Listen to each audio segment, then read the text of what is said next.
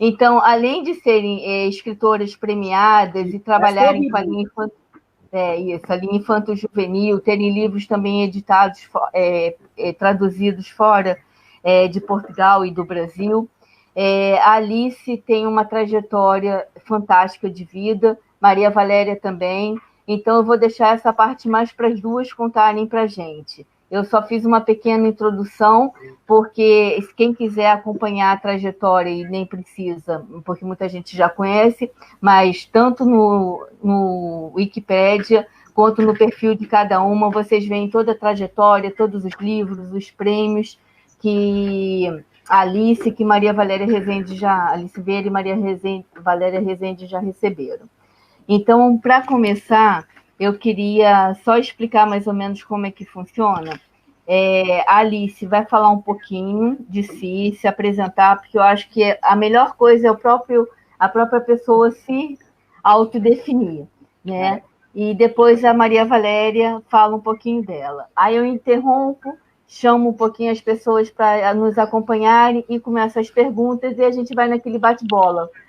Faço uma pergunta, uma responde, depois a outra responde. Eu vou prometer que eu vou me segurar para não me meter no meio das duas e não dar minha opinião. Então, vamos lá. Sou eu? Ora bem, antes de mais, eu quero sempre dizer que eu sou jornalista, porque essa é que é a minha profissão. A escrita de livros veio muito mais tarde. Basta dizer que eu comecei a ser jornalista com 18 anos e o meu primeiro livro, quando saiu, eu tinha 35, portanto já tinha muitos anos de jornais em cima. E eu acho que isso é importante na maneira como nós escrevemos, na maneira como escolhemos os assuntos. Por exemplo, a minha maneira de escrever é uma maneira de escrever de um jornalista. Usamos muito poucos adjetivos, as frases são muito curtas, e depois os assuntos interessam-nos mais, os assuntos de agora. Portanto, é outra coisa, não digo que é melhor, mas estou a dizer que é um bocadinho diferente. Depois, então, comecei a escrever livros, faço as duas coisas, mas de qualquer maneira, se o meu patrão dos livros, o meu editor, me dissesse, já tens 80 e tal livros escritos, podes parar, eu parava logo, mas é que era logo. Agora, ficasse aí jornal, isso não consigo. Eu trabalho para um jornal e 2 revistas, e isso está-me na raça de sangue. Depois tenho, escrevi para crianças, comecei, não muito crianças, eu comecei por escrever para os meus filhos, que já tinham 10 e 11 anos naquela altura, e vou continuando para crianças, para adultos, prosa, poesia, escrevo o que me apetece. Mas aquilo que eu gosto mais de fazer é a reportagem e a entrevista, mas também gosto muito de escrever. E agora, eu acho que estou a escrever mais poesia do que escrevia antes. Eu comecei há muito pouco tempo a escrever poesia, tenho 4 livros publicados, não é muito, e em breve sairá outro. E, portanto, isso é aquilo que eu faço, isso é a minha vida. Ando em escolas praticamente todos os dias, menos agora com a pandemia, evidentemente. Aqui há tempos fiz um Zoom para uma universidade, tive 1h30 a conversar com eles, porque isso faz muita falta, falar com eles, saber o que é que eles gostam, como é que eles veem as coisas. E depois há um livro que eu gosto muito, porque é um livro que eu digo que é a prova da globalização. É um livro que se chama Histórias e Lendas de Macau. Ora bem, Histórias e Lendas de Macau são histórias da China, que eu escrevi, que sou portuguesa. Quem ilustrou foi o Alain Corbel, que é belga, e quando os ilustrou estava em Macau também. Depois o livro foi editado e depois ganhou um prémio no Brasil. Não é globalização completa. Fantástico. É mesmo isso. E é assim, e vou escrevendo livros, e agora, se me quiserem ajudar, estou a escrever a biografia do Padre António Vieira. Todas as ajudas são bem-vindas. Também sou devota do Padre Antônio Vieira. Claro. Portanto, é isso. Queres saber mais alguma coisa? Não, agora a Valéria se apresenta e eu faço depois um pequeno parênteses. Olha, eu digo sempre, eu sou muito mais leitora do que escritora. Eu sempre fui, é verdade, eu comecei a ler literatura muito antes de ser alfabetizada. porque eu nasci muito antes da televisão. A minha família, tanto a minha família paterna, paulista, santista, como a minha família materna, do sul de Minas, mas depois vivendo em Belo Horizonte, dos dois lados havia escritores. Não tinha televisão. O que é que se fazia à noite, depois da janta? Íamos para a varanda e diziam-se poemas. Meu avô mineiro foi estudar Belas Artes no Rio de Janeiro e ele só tinha um lugar para dormir, um trabalhinho, mas ele tinha que conseguir tinha um lugar para dormir, mas ele tinha que conseguir um emprego para se manter. Então ele arrumou um emprego de intervaleiro de cinema. No Rio de Janeiro, já em 1915, já havia cinema regular, com aquele filme que tinha que mudar o rolo, desenrolar no meio do filme, tinha um intervalo. Então, o cinema rico tinha um piano de cauda, um pianista que ia lá. E o cinema mais pobre contratou meu avô, que era muito alto, muito bonito, muito artista, muito saliente, e ele sabia de cor, para fazer isso, ele sabia de cor todo Gonçalves Dias, Castro Alves, o que fosse. E a gente ouvia aquilo, ou então de noite se liam livros, em voz alta. Então, para mim, a leitura nunca foi uma coisa assim, individualista, nem o inventar histórias. Então, a gente era desafiado a inventar mais uma história para contar. Era a contação de causo, não é? Então, eu me lembro até, eu sou sobrinha bisneta do poeta Vicente de Carvalho, que lá em Santos é o poeta do mar, etc. E a viúva dele ainda estava viva na minha infância, e o meu pai, que era médico, que era sobrinho, ia todo sábado pela manhã vê-la. E um dia ele me disse, olha, tia Biloca tá assim, tá um pouquinho tristinha, você não quer aprender um poema do tio Vicente para dizer para ela? E eu decorei A Flor e a Fonte, ou Esses Olhos Verdes, esses olhos... E eu cheguei lá, e papai, eu ouço a voz do meu pai ainda dizendo o poema para eu decorar, imagine. Eu cheguei lá, o papai disse, olha, tia Biloca, a Maria Valéria tem ela tinha, ao lado da poltrona dela, uma cadeirinha, uma mesinha de espelho, cheia de bichinhos de murano, que naquele tempo só se fazia em Murano, os chineses não faziam ainda. Então era caríssimo, dificílimo, importado, etc. E eu era fascinada naquilo, mas eu, criada num antiquário, que era a casa do meu avô, eu aprendi desde cedo mãozinha para trás. Então eu não tocava em nada. E aí eu disse para ela o poema. Eu acho que era A Flor e a Fonte. Deixa-me, deixa-me, fonte, não me leves para o mar, eu fui nascida no monte, sei lá. E eu disse tudo, e quando eu acabei de dizer o poema, mãozinha para trás, o milagre.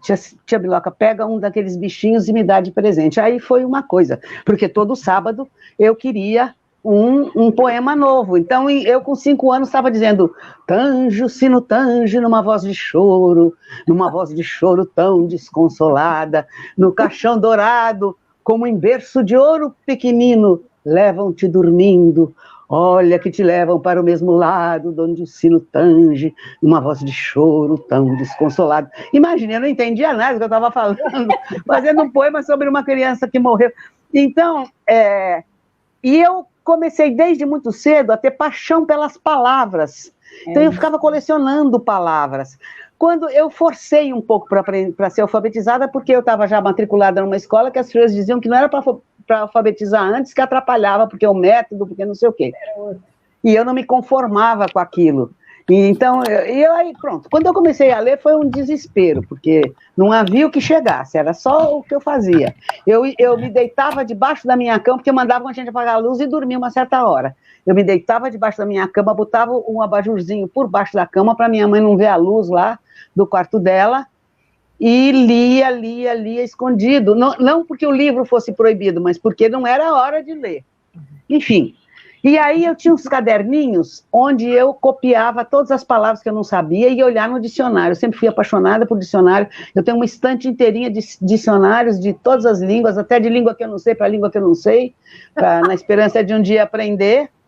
E eu ficava decepcionadíssima quando eu li um livro novo todinho e não tinha nenhuma palavra que eu não soubesse.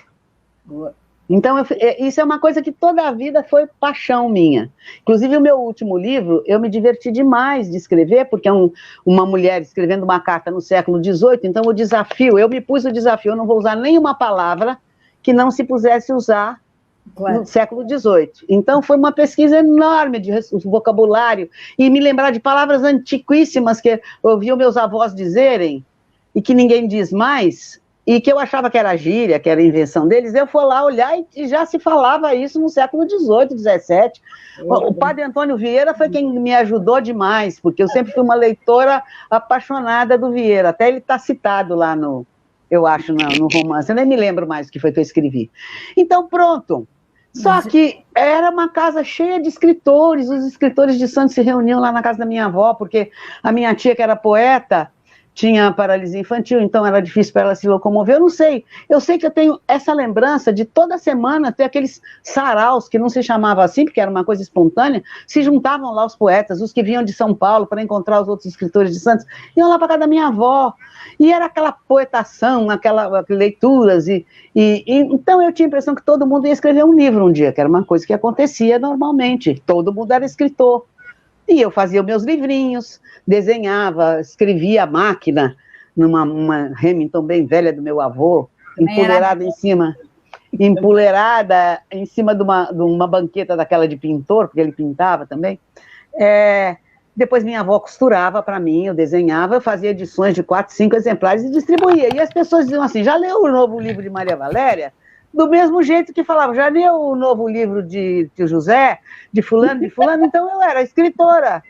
Aí aquilo me pareceu assim, uma coisa sem novidade nenhuma. Então, ao longo da minha adolescência, eu comecei a me engajar muito no movimento. Primeiro eu passei um pouquinho pela juventude comunista, por curiosidade. Aí meu pai disse, você perdeu a fé, minha filha? Eu disse, não, papai, mas eu quero saber que negócio é esse, todos os meus amigos estão entrando nessa coisa. Aí papai disse, então você precisa ler O Capital, de Carlos Marx. Mandou buscar uma edição francesa, porque não se achava lá. Mandou buscar uma edição, ele passava rádio amador para os amigos dele, que eram comandantes de navios que ele atendia, etc. E veio uma edição em francês, eu já dominava o francês, uma edição em francês do Carlos, e eu fui para a reunião com aquilo debaixo do braço. Cheguei lá e disseram, o que é isso? Eu disse, é O Capital, do Carlos Marx, estou lendo. Não, você ainda não pode ler isso não, você não está preparada para ler isso, só quando a gente der licença. Você tem que primeiro fazer a formação. Eu disse, eu cheguei, me proibi, meu pai nunca me proibiu de ler livro nenhum. Aí eu fiquei chateada com aquilo. E aí tinha a Juventude Estudantil Católica, que nunca me proibiu de ler a Bíblia, pelo contrário.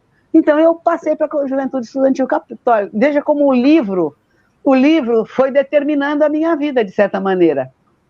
E aí eu me meti pela educação, eu fui militante, dirigente da JEC, fui para o Rio de Janeiro.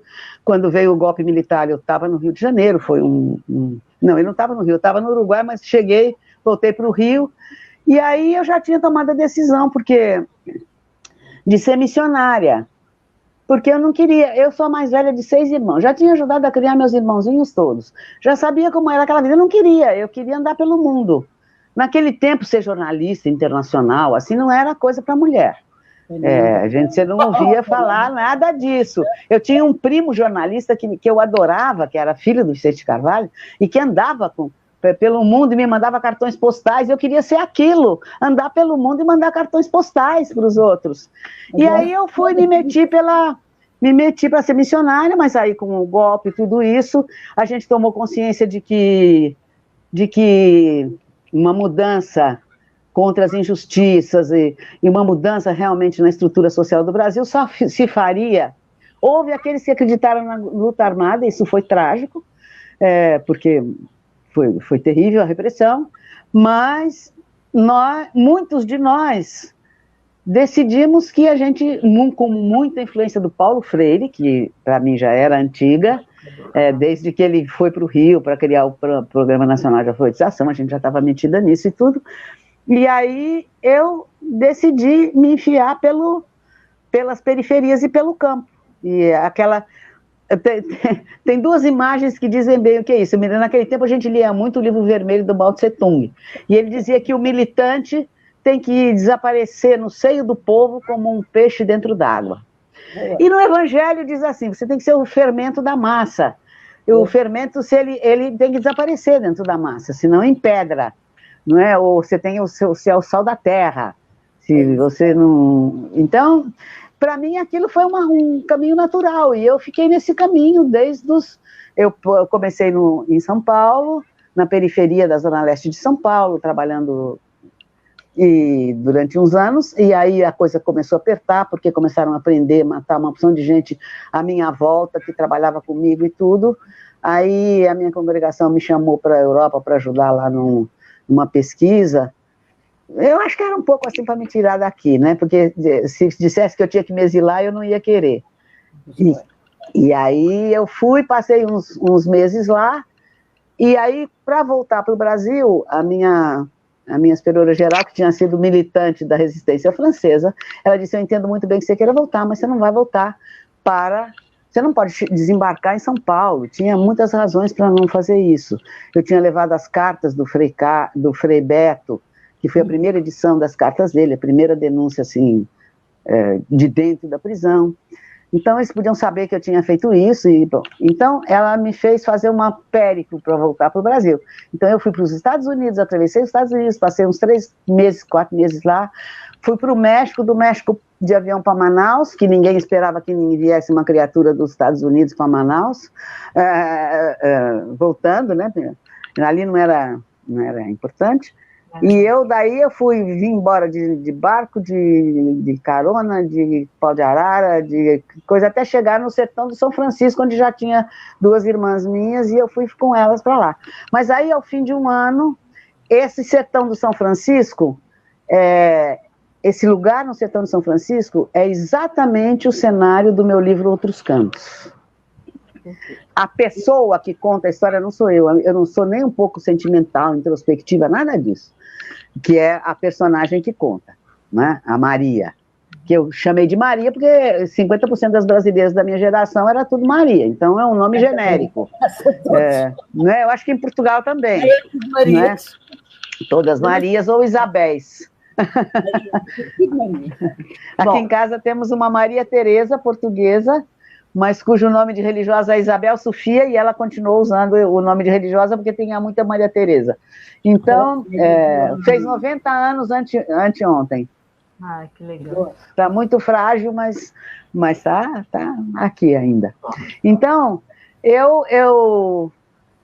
pronto, fiquei nisso, voltei, depois de um ano, quase um ano, a situação começou a complicar ali no interior, e ali a gente era muito visível, aí eu acabei indo para Olinda e Recife, onde eu fiquei 3 anos, mas eu queria voltar para o campo, fiquei coordenando o Pastoral de Juventude do Nordeste todo, aí eu voltei para um lugarejo minúsculo que é o cenário do meu livro Outros Cantos.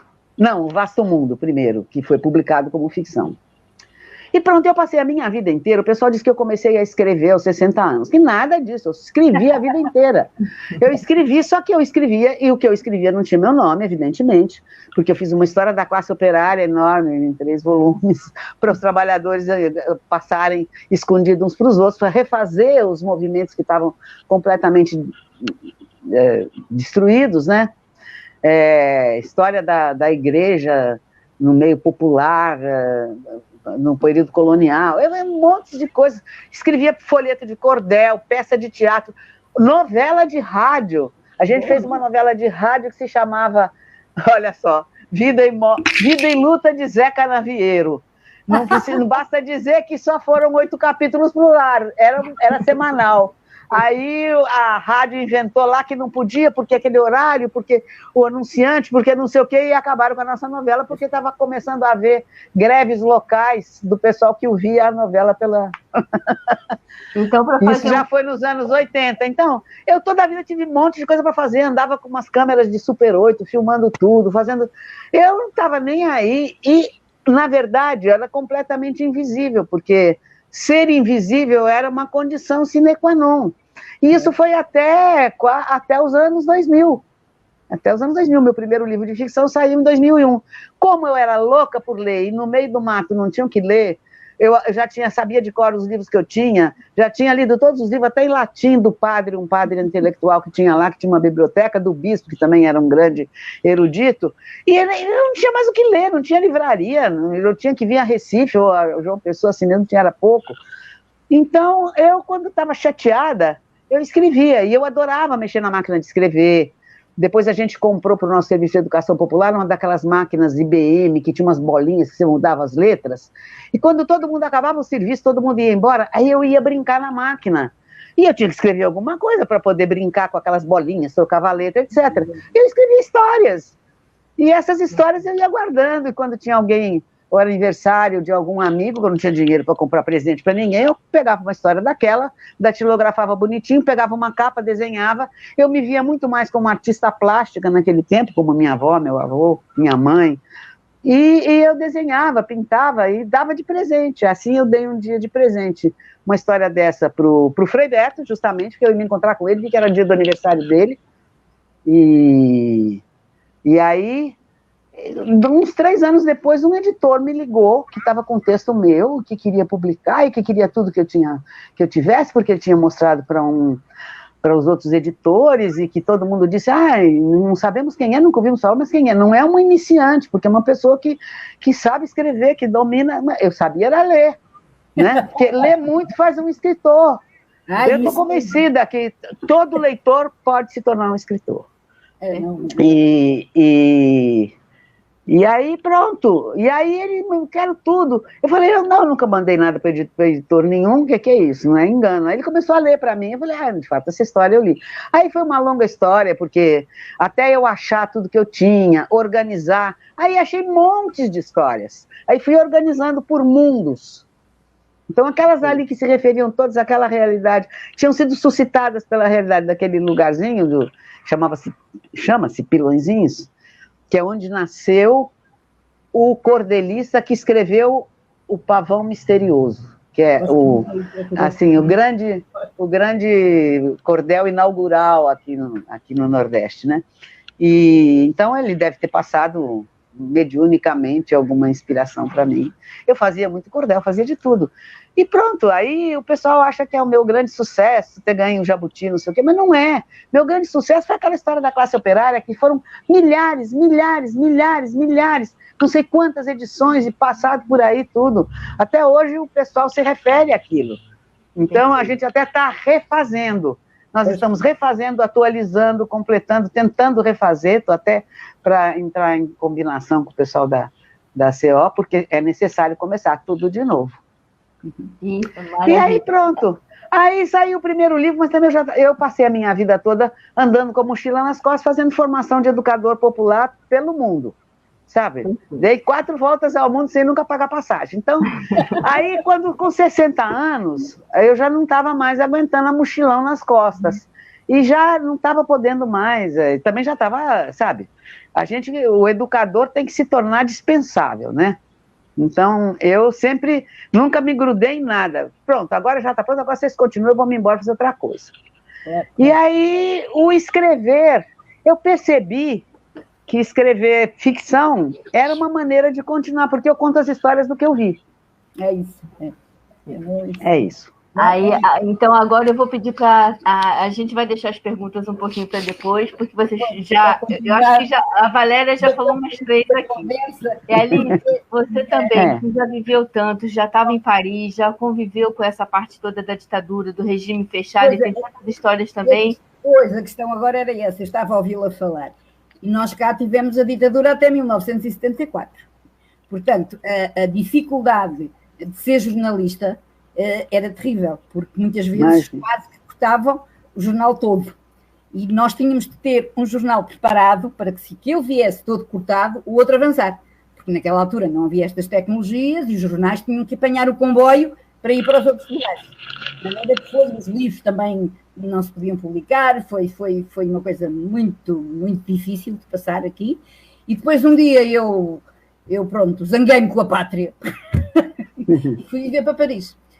E isso foi realmente a coisa mais diferente que eu via na minha vida, porque se podia dizer tudo, porque eu trabalhei lá num jornal também, apanhei lá o maio de 68, portanto foi assim os grandes olhos abertos para a vida, porque aqui realmente era uma coisa e muito cinzenta, nós não podíamos dizer nada, não podíamos fazer nada, e, por exemplo, quando há bocado falou que a profissão de jornalista não era muito bem vista para as mulheres, aqui também não, e eu tinha umas tias velhas, eu tive assim uma infância muito complicada, depois tive umas tias velhas, quando lhe perguntavam pelas sobrinhas, dizia, a Teresa é médica, a Helena é psiquiatra, e depois perguntavam-lhe, a Alice, lá anda naquela vila que ela escolheu. Desonesto. Não era para mulheres, isso é verdade. Mas eu também, no meu jornal sempre, nunca tive qualquer obstáculo por ser mulher, isso é verdade. Eu ia fazer os mesmos serviços que os outros iam fazer, isso para mim acho que foi bom. Aí não tive nenhuma diferença. Depois fui para Paris, depois houve coisas que me influenciaram muito, mas como história, de Paris, depois fui para Timor. Timor foi... Eu também. Também? Quando é que teve Timor? Conta. Eu fui para o Timor quando saíram os indonésios. 15 dias depois. Exatamente. Será que você estava lá? Não viu por lá o Sérgio Vieira de Melo, não conheceu. Sim. Eu fui na época do Sérgio.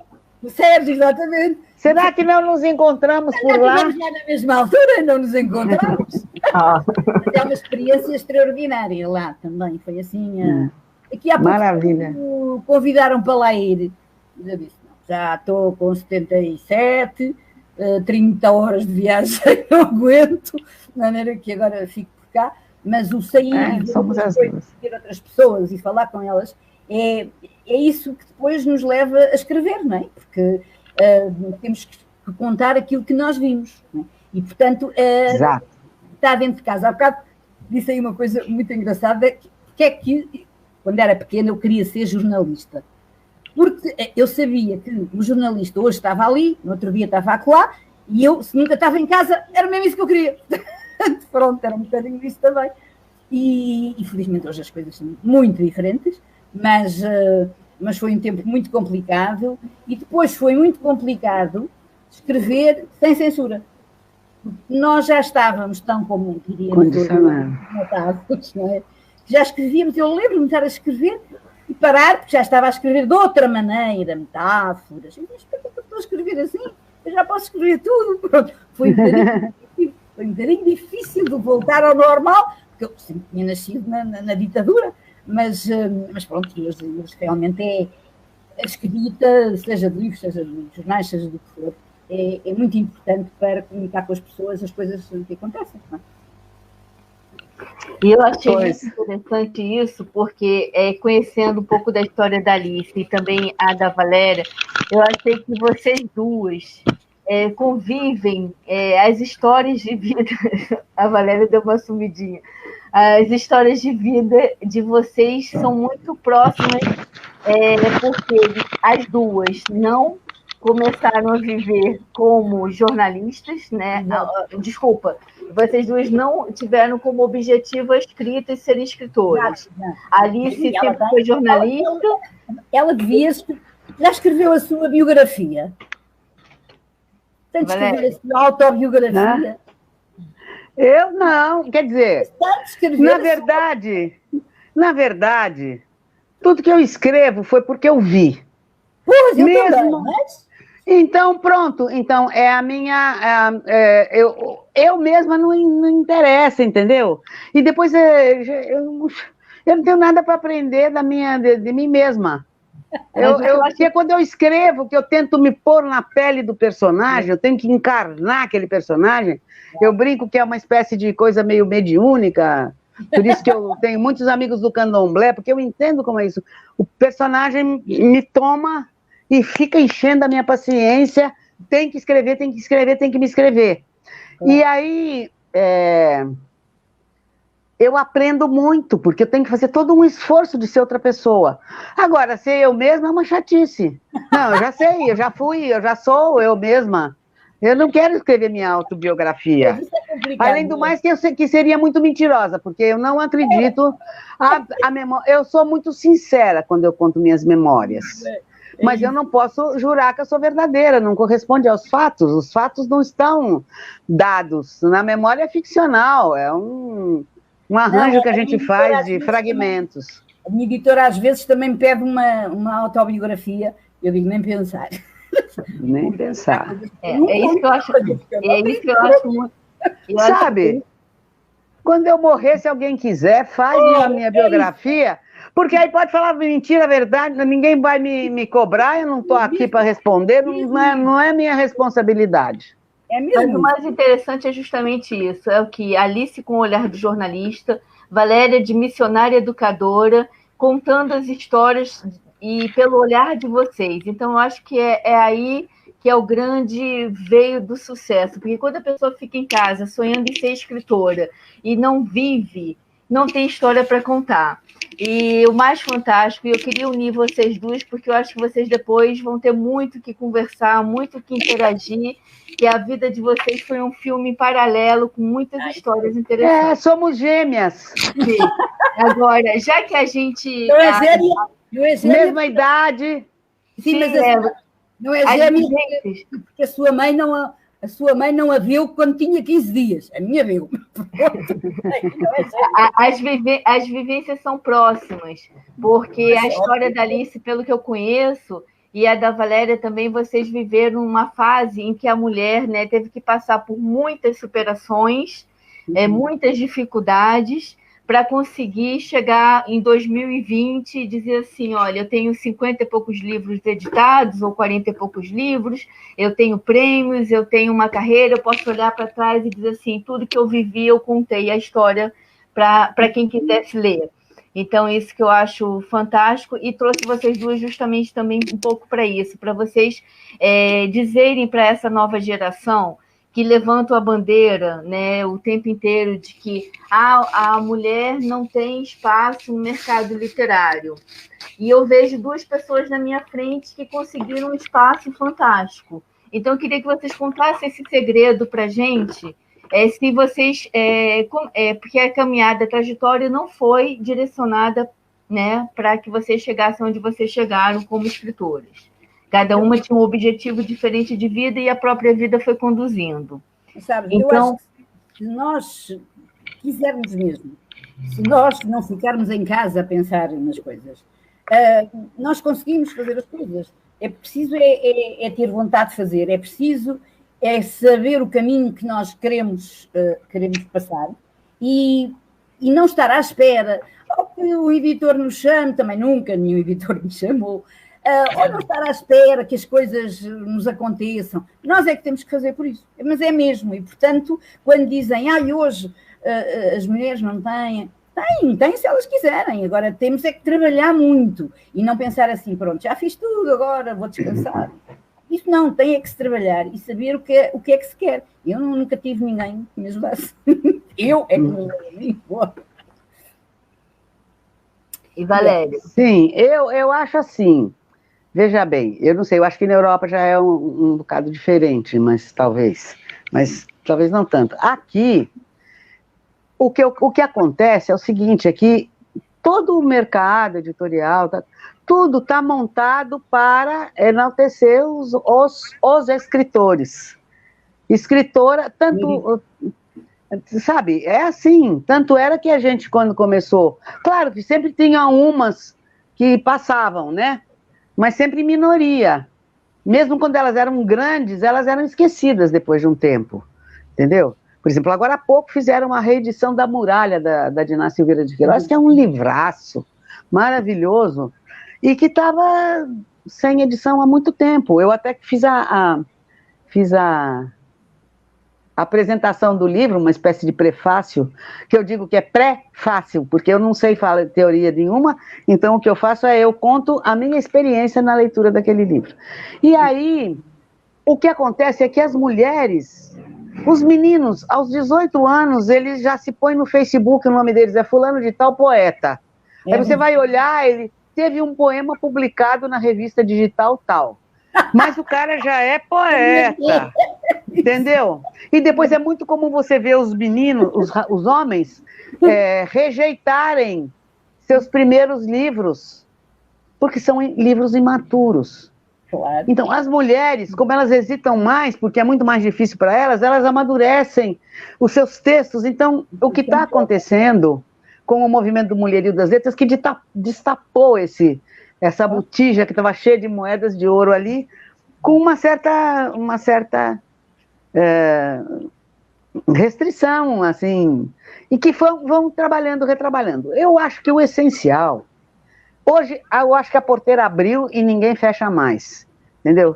Então, como tem gente querendo passar a boiada lá no coisa, que eles não vão conseguir, porque a gente está aí pegando na mão e refazendo a porteira, mas, no caso aqui das mulheres, agora não segura mais, não. Eu acho que ninguém segura mais. Então, agora, o que eu acho que é fundamental, e todo mundo que eu conheço, que eu amo como escritor, foi assim, é você escrever porque você tem prazer em fazer aquilo, você tem compromisso com aqueles seus personagens. O pessoal me pergunta para quem que eu escrevo para os meus personagens, eu quero que eles possam ler o que eu escrevo e se encontrar ali.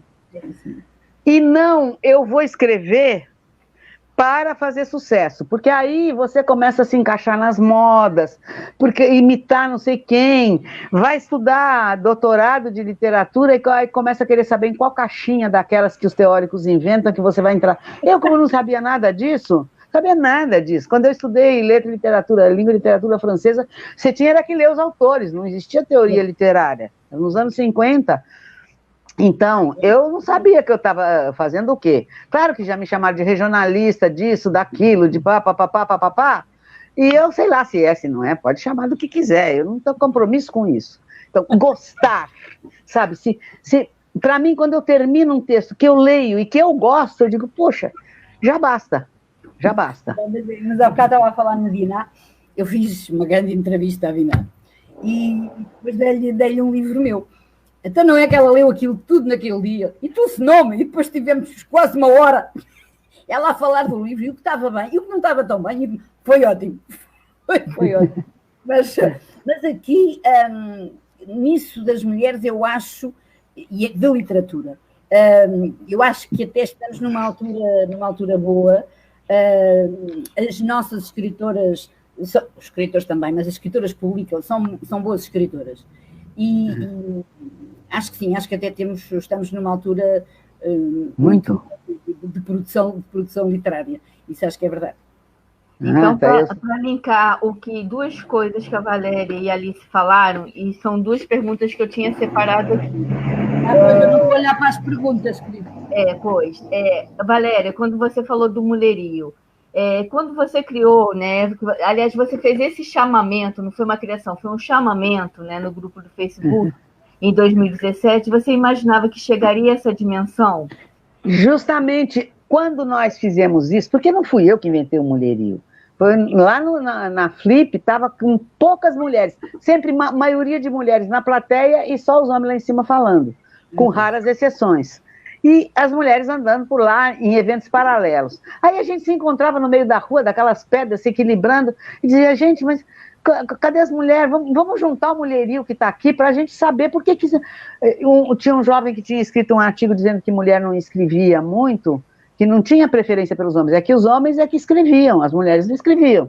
E eu sabia que as mulheres escreviam muito mais, pois eu nasci numa família que todas as mulheres escreviam, e muitas vezes não publicavam. Tem várias histórias da minha família sobre isso.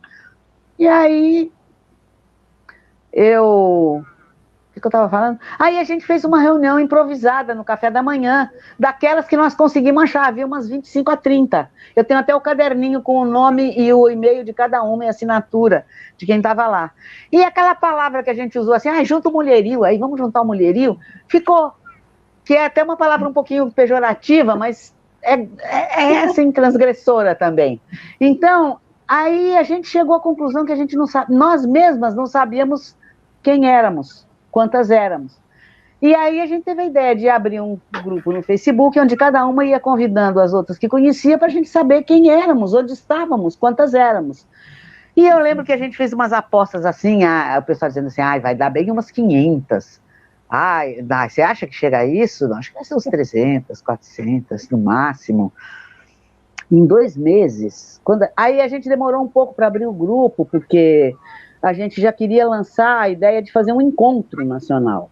E aí a gente tinha que achar uma infraestrutura, apoio para fazer esse encontro. Aí eu falei, eu acho que na Paraíba a gente consegue, porque aqui a gente é um lugar, é uma ilha de cultura fervilhante, e aqui a gente encontra todo mundo, uma cidade pequena, todo mundo se conhece, então você pode sentar, vai lá no café que o secretário de Cultura costumava ir, você bate um papo com ele, combina tudo, depois vai lá no gabinete fazer tudo formalmente, mas, sabe, tem uma outra maneira de se relacionar, e de fato a gente conseguiu o apoio de todo mundo aqui, foi uma coisa, e aí é que a gente abriu em janeiro ou fevereiro de 2017, eu fiquei com a tarefa de criar o grupo no Facebook. Naquele tempo eu era mais espertinha para essas coisas digitais, agora já estou completamente lesa. Aí eu fui lá, e o Facebook, quando uma pessoa cria um grupo, fica lá assim, Mulherio das Letras, criado por Maria Valéria Rezende. Então parece que fui eu que criei o movimento, mas não fui eu que criei o movimento. E aí... Eu falo que foi o chamamento. É o chamamento. Eu acabei ficando com a culpa, que foi bom, porque como eu já estou velha, se desse tudo errado, porque podia dar errado, porque quando botou 5.000 mulheres a conversar num grupo de Facebook, imagina as brigas, as discussões, as discordâncias, mas a gente aprendeu a brigar e desbrigar, fazer as pazes, voltar, e descobriu isso, que somos, agora tem 7.000, né? E aí, 7.000. Espalhadas pelo mundo, porque aquilo foi pegando. Era assim, eu sempre digo, a minha imagem é essa, aqui a gente começa a fazer a fogueira de São João 3 meses antes do São João, vai amontoando a lenha e fazendo, quando chega no São João tem 3 metros de altura, é só tacar fogo, aquilo em 2 minutos é um fogaréu enorme, e foi isso, estava a lenha pronta, seca, esperando uma faísca. Nós somos melhores, se a gente fosse desmatador, a gente ia longe, viu? Porque nós somos melhores para botar fogo do que os homens. Com certeza. E Alice, você aqui do lado de cá, o que você pensa sobre o movimento de integração de mulheres? Sobre você que tem uma vivência também, né, de experiências nesse mundo todo, o que você pensa sobre isso? A integração das mulheres em tudo, não é? Na vida? Não, na escrita. Na escrita. É como eu lhe estou a dizer, eu sempre encontrei muitas mulheres na escrita. É assim, vamos lá, falando do feminismo, é assim, eu não acho que as mulheres devam estar integradas se não têm qualidade, pronto.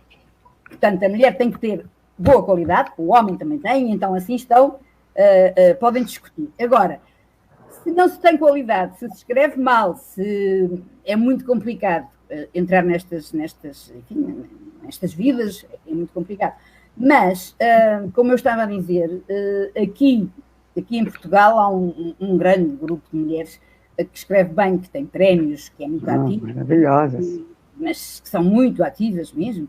E eu não ia dizer que há menos homens, não, mas eu até acho que as mulheres agora cá se veem mais, quer dizer, falam mais, estão mais em organizações, estão mais em colóquios, a mesa às vezes é toda de mulheres. Eu às vezes quando vou a um colóquio e é tudo mulheres, sou eu que digo, tinha lá um homenzinho aqui para a mesa, porque já há poucos que queiram ir, não é? E isso aqui foi uma altura muito complicada, claro, isso é verdade, mas agora acho que estamos, porque nós temos tido força e temos trabalhado por isso, como eu digo, se nós não escrevemos nada também não é bom. E eu gosto muito de uma coisa que a Valéria há bocado disse, que é a escolha das palavras. Eu acho que as palavras é uma coisa extraordinária, e eu lembro-me de ser muito, e eu gosto muito de palavras, mesmo que não sabia o que é que elas queriam dizer. E eu lembro-me de ser muito pequenina, mas muito pequena, e estar a ler um livro de um autor, que foi o autor da minha vida, que era o Érico Veríssimo. E era um livro que se chamava As Aventuras de Tibiquera. Tibiquera. Era. E eu era muito pequena e estava a ler em voz alta a primeira frase, e a primeira frase era assim: eu nasci, está a ver, para uma portuguesa, ainda não havia telenovelas cá, eu nasci na taba de uma tribo tupinambá. Eu não sabia o que era taba, não sabia o que era tribo, não sabia o que era tupinambá. Que lindo!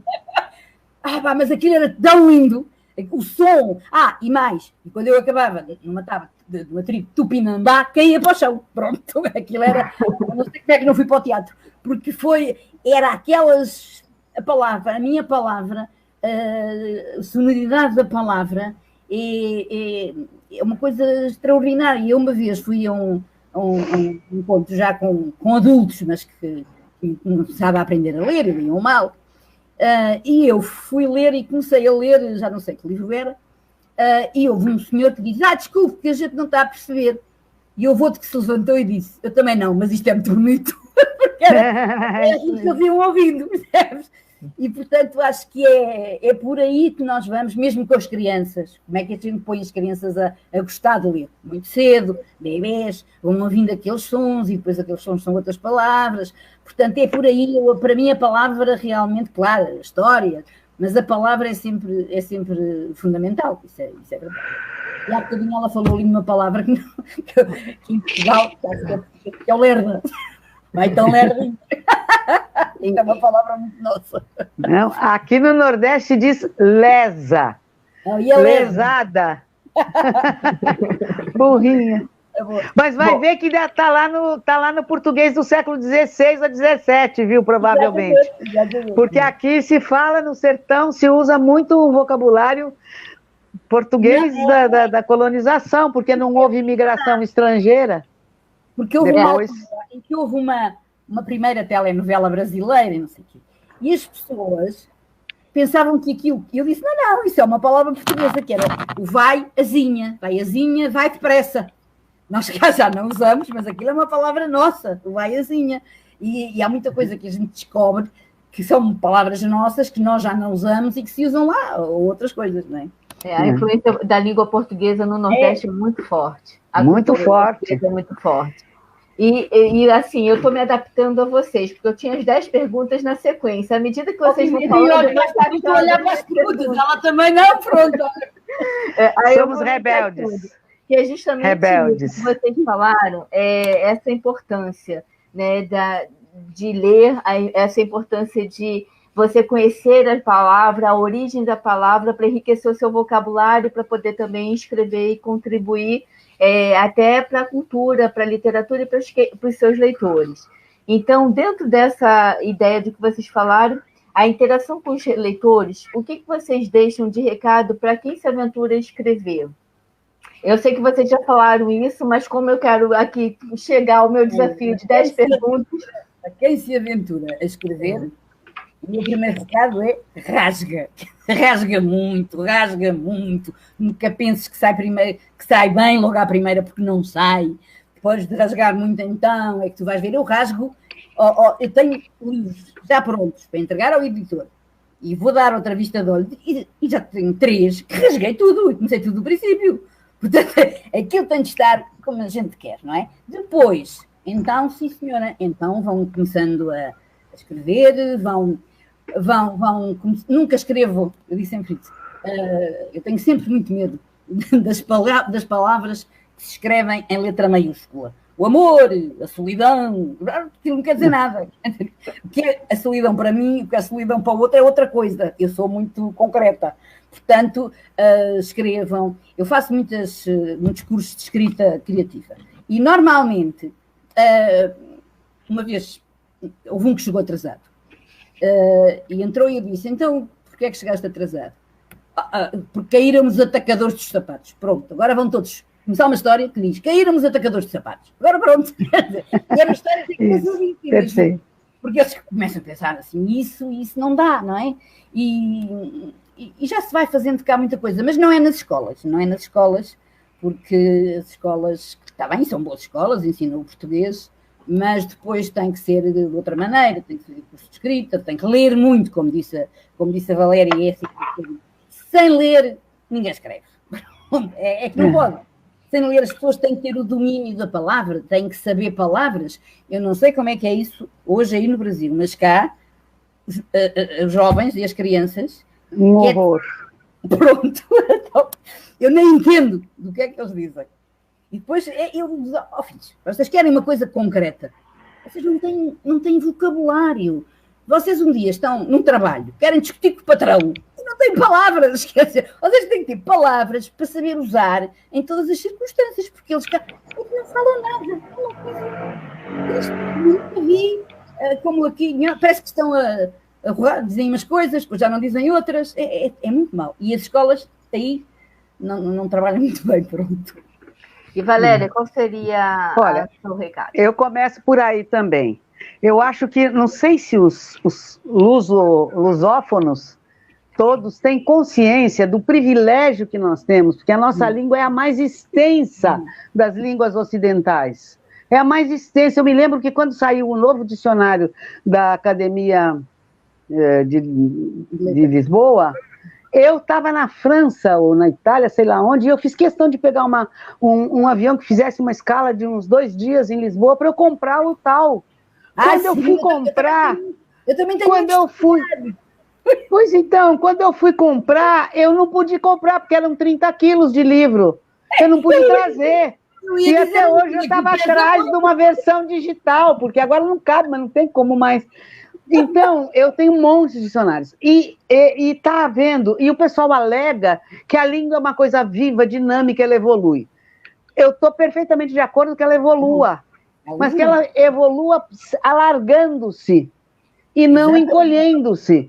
Então, aqui, por exemplo, tem um dito popular muito comum. Fulano fala e não diz nada. Não se pode mais dizer isso, não entendem nada. Porque ninguém mais diz nada no Brasil, as pessoas só falam. Não se usa mais o verbo dizer, como se dizer refere-se ao conteúdo. Falar refere-se ao gesto de emitir a fala. Não é a mesma coisa? Não são sinônimos? Como ouvir e escutar também não é.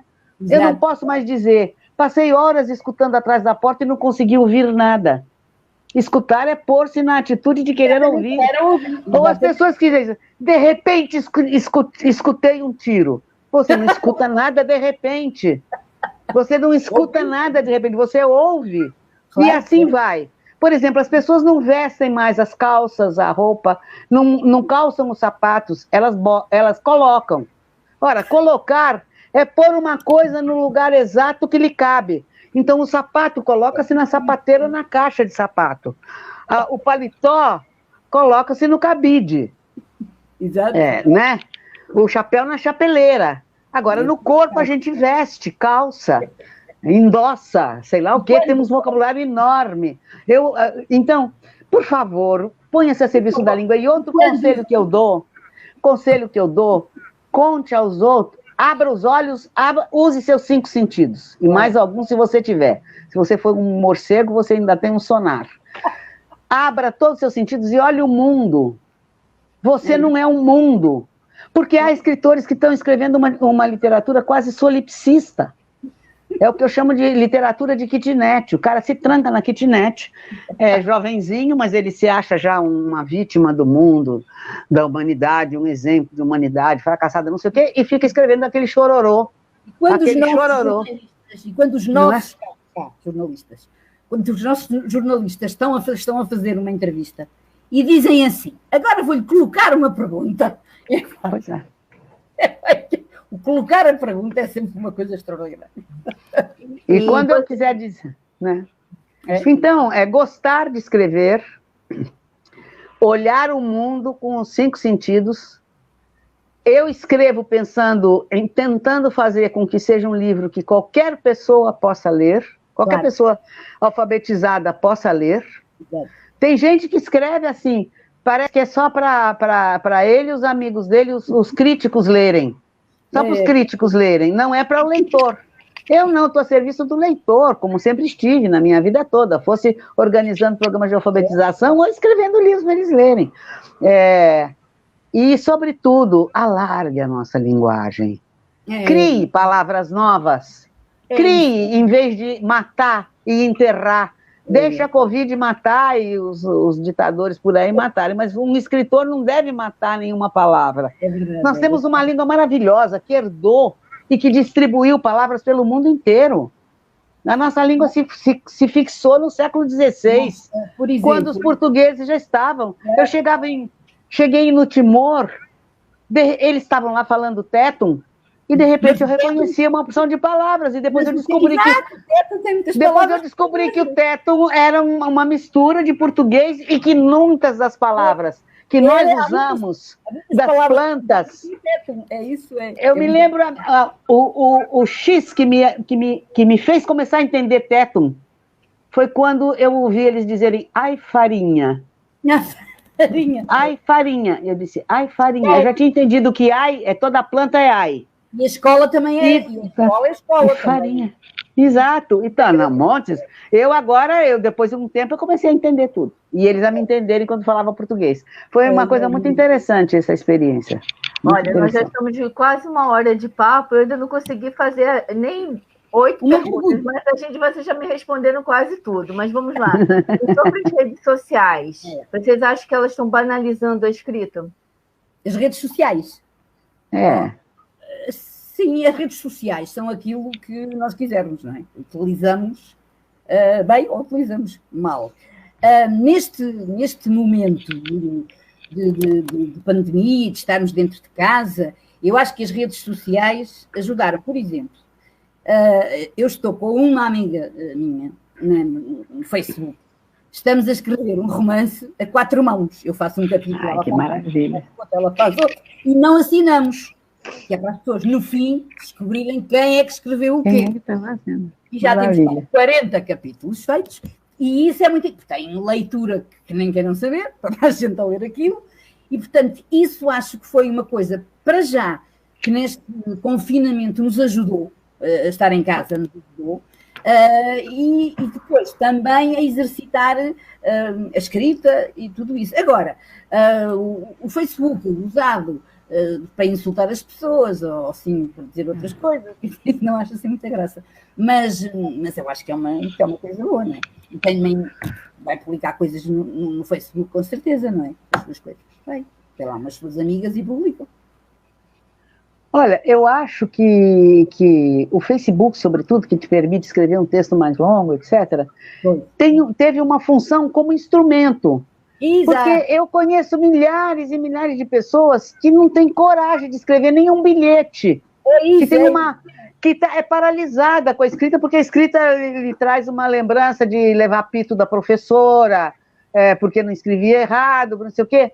Então, de repente, todo mundo perdeu o medo de escrever. Pode escrever besteira, escreve besteira. Eu acho que também o Facebook... Mas, por exemplo, eu fiz uma brincadeira no meu romance 40 Dias. A personagem percorre, dorme escondida em sebos, livrarias, etc. E aquilo que ela folheia nos livros e que fala com ela copia, e eu pus como uma espécie de epígrafes no meio do livro. Só que é falso, é mentira, é ficção, porque várias das frases que estão ali, como epígrafe tirada de um livro, foi uma coisa que o autor escreveu no Facebook. Eu me lembro bem, tem uma frase interessantíssima que eu achei lindo, que pegava direito no que eu estava escrevendo, que é de Elvira Vinha, nossa querida Elvira Vinha, que já se foi, mas está sempre aqui. Eu leio todo ano eu releio todos os livros dela. E da Lídia Jorge também, que eu adoro, da Lídia Jorge, que eu adoro. Foi uma descoberta maravilhosa para mim. É uma das nossas grandes escritoras. Grande. Ela esteve no Encontro Mulherio 2019, ano passado. Que maravilha, Eu a conheço, a gente se encontrou, acho que num salão do livro de Paris, uma coisa qualquer. Eu normalmente encontro nos salões do livro do Rio. Muito generosa, ela foi convidada pela Beth Legari. Então, eu acho que é isso. Se bem que é uma ilusão, né? Porque, por exemplo, eu tenho 5.000 amigos no Facebook, e é claro que o Facebook só me mostra o que dizem meia dúzia deles. E é uma ilusão, mas não importa. A gente fica sem medo de dar a cara a tapa. Sim. E eu acho que isso é uma desentrava Desentrava. Quando nós encontramos no Facebook pessoas de família que não conhecíamos. Pois é, exatamente, não. E, por exemplo, gente que foi minha amiga, colega de escola, que eu nunca mais... Eu fui para o meio do mundo, ela foi para outro meio de mundo, que eu não sei mais. Gente que foi minha aluna há 500 anos atrás. E a gente acha, e depois parece que a gente... Sabe, então, o instrumento não é mau. Pois. É a gente que faz um bom ou mau uso dele. Depende do uso que se faz. Não, eu fiz essa pergunta porque tem muita gente que escreve contando com corretor. É aquela história do vocabulário. Isso é outra coisa. Eu brigo com o corretor. Primeiro tem a história do corretor, segundo que ficam abreviando essa geração nova que inventa as palavras que quando eles escrevem a gente não entende nada do que está escrito. Exato. Então, essa a questão também, né, de como a banalização das redes sociais, na digitação da palavra, termina até dificultando um pouquinho para que as pessoas contribuam. Mas, inclusive, tem um problema aí, porque eu já vi teóricos, eu já vi artigos acadêmicos dizendo que a internet e as redes sociais estavam possibilitando um avanço da linguagem. Porque agora eles escreviam e conseguiam se comunicar usando só as consoantes. Poxa, isso é o atraso da linguagem. As escritas começaram assim, o árabe e o hebraico não tinham vogais. Isso permitia... Como é que você vai saber se eu escrever C cedilha, C, B, C cedilha? É cabeça, cabaça ou cobiça? Sabe? É absurdo. Muitas divergências enormes teológicas aconteceram por causa das diferentes interpretações do Corão e da Bíblia, porque até que eles inventaram uns pontinhos que botam para substituir as vogais. Então, a língua não evolui para frente com isso, ela volta para trás. Acontece que as pessoas são de uma ignorância sobre as línguas, e eu sempre, como fui apaixonada pelas línguas, toda a vida fucei nesse assunto, entendeu? E as palavras que já não se... Por exemplo, no Brasil, ainda se usa a palavra telegrama. Temos. Telegrama. Usa-se no Brasil. Sim. Usa-se até... Num livro meu tem um cavalo chamado Telegrama, porque o dono queria que ele fosse a coisa mais rápida do mundo. Então, Pronto. No tempo dele... Já ninguém sabe o que é um telegrama. E não. eu tinha um pequeno poema para crianças que se chamava Telegrama do Príncipe para a Branca de Neve. E tive de mudar, o meu editor, e em vez de ser Telegrama do Príncipe para a Branca de Neve, sai SMS do Príncipe para a Branca de Neve. Mas já não sei o que era. Pronto. Ponha-se eu inventei um livro que eu fiz, bota-se um balãozinho do lado, que criei um personagem que não faz parte da história, mas ele fica perguntando o que é aquilo, e aí tem a explicaçãozinha ali, que é uma outra maneira, balãozinho assim, como um quadrinho, porque não se pode fazer isso, senão eles não vão conseguir ler nem entender nada de um livro de 10 anos atrás. Encolher as pessoas, encolher a vida, encolher o tempo, encolher tudo. Que tem a ver até, muita coisa tem a ver com a nossa história, ou com a história da cidade, e que agora eles já não sabem, nem sabem o que é, nem sabem o que foi. Era terrível. Claro, imagine o Brasil. O Brasil. E uma das coisas mais importantes do Brasil foi a Comissão Rondon, que desbravou e desbravou. Por quê? O Rondon desbravou porque ele foi encarregado de estender os fios de telégrafo do Rio de Janeiro para a Amazônia. Você não entende nem o que aconteceu, a história do Brasil, você não entende, se não souber o que é um telegrama. Claro, não, outras coisas, e eles já não sabem. Olha, eu quero agradecer a presença de todas, a gente tem mais de 50 e poucos comentários, tem gente aqui dizendo que pode ficar mais de 3 horas conversando, que está maravilhoso, que não é para parar. E eu estou tentando assim, aproveitar o máximo possível dessa troca de vocês para ir interagindo com as perguntas também, para a gente deixar um pouquinho de recado. De tudo isso que vocês duas já viveram, o que mais impactou na vida de vocês? Para vocês deixarem como registro. Eu sei que tem muitas experiências e muitas histórias, mas o que foi que mais impactou? Para mim... As duas, mas aí cada uma responde. Para mim foi ter deixado isto tudo, fugido daqui e ter ido para Paris. O que eu aprendi lá, as pessoas com quem eu convivi, porque é preciso dizer, eu fui para Paris, não sabia o que é que ia fazer, sabia que ia para lá, e fui viver com uma prima minha, que essa sim era jornalista, era uma grande escritora, que se chamava Maria Lamas. A Maria Lamas era uma pessoa que era conhecida por toda a parte. Quem é que toda a gente que ia a Paris ia lá ter com ela? Que quer dizer que eu digo sempre que aquilo é que foi a minha universidade. Com quem é que eu contactei? Com o Pablo Neruda, com o Jorge Amado, com a Zélia Gattai, com o Jorge Sempre. Quer dizer, gente que eu às vezes estava a olhar e dizer, eu estou a falar com estas pessoas, quer dizer, porque eram todos amigos dela.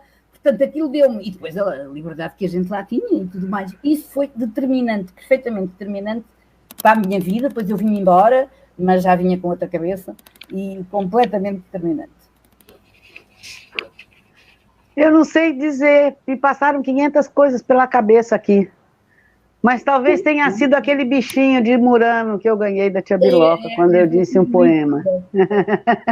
Não sei, não. Eu vivi muita coisa, gente. Eu nasci no meio da guerra, sobre uma cidade coberta sobre blackout. Eu só fui ver luz elétrica quando já estava com quase 3 anos. Pois, e uma data de sítio. Depois sabe, eu não sei dizer. Então, uma coisa que me impactou muito e que eu nunca pude escrever sobre ela, e eu vou contar aqui pela primeira vez, talvez.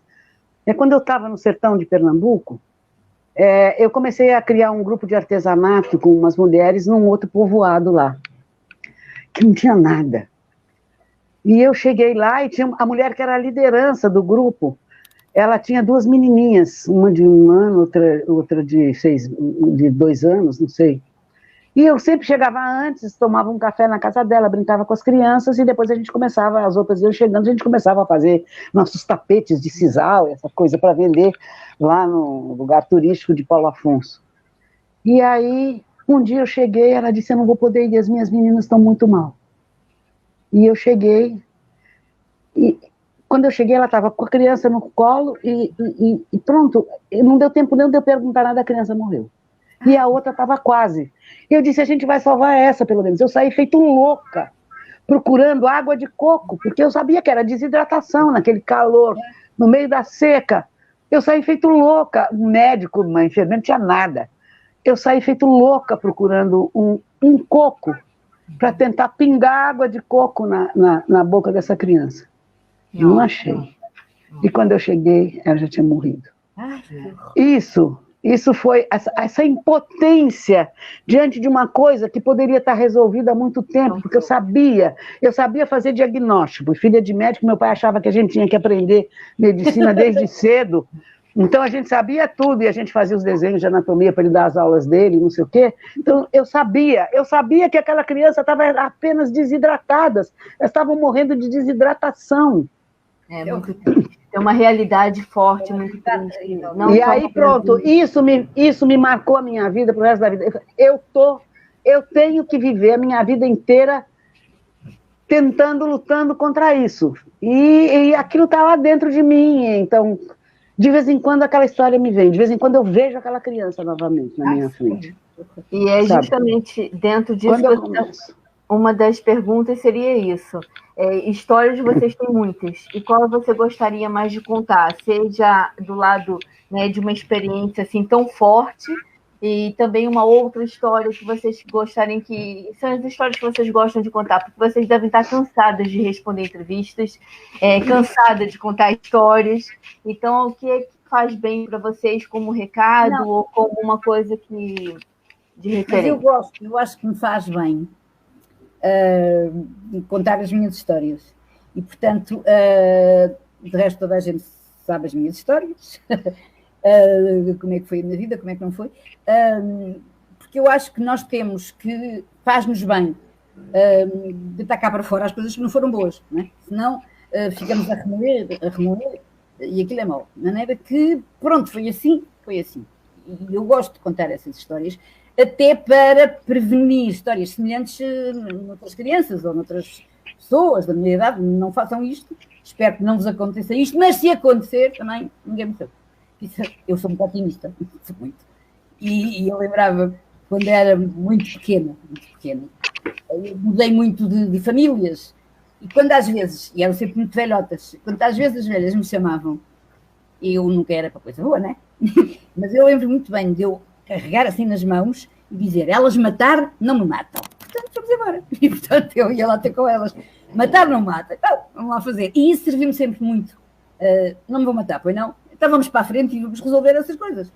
Porque tem de ser assim, tem de ser assim. Eu não sou nada, poderia até ser, mas não sou nada de me queixar, ai, coitadinha de mim, ai, como é que não sou nada disso. E, portanto, também não gosto muito de estar sempre a ouvir as pessoas a queixarem-se. Mas pronto, cada um tem o seu feitiço. Querida Valéria, depois dessa história assim tão forte. Eu agora, porque justamente toda a minha entrevista tem que contar minha vida, e eu comecei a tomar consciência do privilégio imenso que foi a minha vida. Porque eu tenho pessoas da minha vida, da minha família, que foram importantíssimas. Então agora eu tenho muita vontade de escrever livremente, ficcionalmente, sobre os meus ancestrais. Então, já me pediram, e eu fiz, me pediram para escrever textos sobre as mulheres da minha família. E eu escrevi 3 textos, que são contos, onde eu me dou toda a liberdade de imaginar, porque tudo que a gente tem na memória é misturado com imaginação. E eu gostei tanto, eu acho que ficaram tão bonitos, que eu estou com a intenção de começar a fazer, em vez de 3 contos, fazer um livro inteiro das mulheres. Por outro lado, também os homens da minha família também têm pessoas interessantíssimas, fantásticas. O meu próprio pai é uma lenda. Meu pai ficou uma lenda lá em Santos, que só as pessoas mais velhas é que sabem. Mas ele era tido como, era um homem realmente completamente fora de qualquer esquema. E o meu avô, esse meu avô mineiro, que eu estou fazendo um romance. Eu estou fazendo um romance que eu já contei para todo mundo, não é segredo. Um romance que é inspirado nele. Ele era um grande retratista, um fotógrafo, mas ele se dizia, eu não sou fotógrafo, sou retratista. Era toda uma... E ele, quando ela já estava bem velhinha, minha avó já tinha morrido, ele resolveu dar o arquivo dele para o arquivo público. Porque ele era o fotógrafo oficial do governo de Minas. Tudo quanto é político, você pode imaginar, vivia comendo pão de queijo com a gente lá em casa. E ele, então, eu peguei essa história e disse assim, bom, é o velho retratista que resolve dar o seu arquivo, então a família destaca o neto mais novo, que está fazendo 20 anos, para ir passar as férias com o avô, ajudando a arrumar o arquivo. E o avô fica com pena dele. Então ele começa as pessoas que têm histórias estranhas, ele começa a contar a história de cada um, daqueles retratos todos que ele tem. E o meu livro se chama Toda Família Tem um Esqueleto no Armário, que é uma coisa de que eu estou convencida. Toda família tem segredos. Pode apostar. Eu digo isso, as pessoas dizem, na minha não tem. Daí, uns 3 dias, a pessoa me telefona ou me manda um e-mail dizendo, olha, você sabe que você tinha razão? Tem mesmo. Um irmão do meu bisavô, que eu nunca ouvi falar, mas que sumiu e nunca mais deu notícia. E outras histórias estranhas que calam. Ninguém diz. Calam. Mas as pessoas contam para mim, ainda mais depois que acabou o confessionário na igreja, que era a psicoterapia dos pobres. Você chegava lá, tinha uma cortininha, a pessoa ajoelhava, falava, botava tudo para fora. Um cara que você não sabe quem é, dizia assim, não, tá perdoado, reza 3 Padre Nosso, 3 Ave Marias, não peque mais, e volte para se confessar na semana que vem. Pronto, a pessoa estava aí, era grátis. Agora não tem mais. Não tem mais o confessionário. Então, as freiras acabamos sendo, muitas vezes, os confessionários, porque a gente ouve, né? A gente ouve e não fala nada, sabe? A pessoa fala 1 hora, desabafa, depois diz, ai, obrigado, você me ajudou demais, eu não disse uma palavra. Mas aquilo tudo vai mobiliando minha cabeça, entendeu? Dá uma compreensão, e eu acho que explorar eu digo sempre, eu acho que a função da literatura, o trabalho da literatura é explorar todas as possibilidades do humano, as mais sublimes e as mais abjetas, para a gente saber quem é, que a gente é, né? E a gente não é, eu não sou só eu sou eu com todo mundo que me fez e que me faz e que me...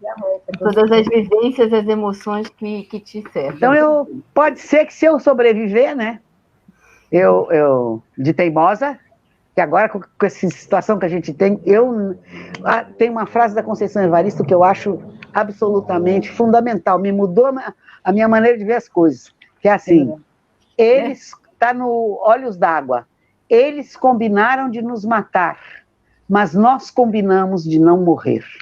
Sim, fantástico. Fantástico.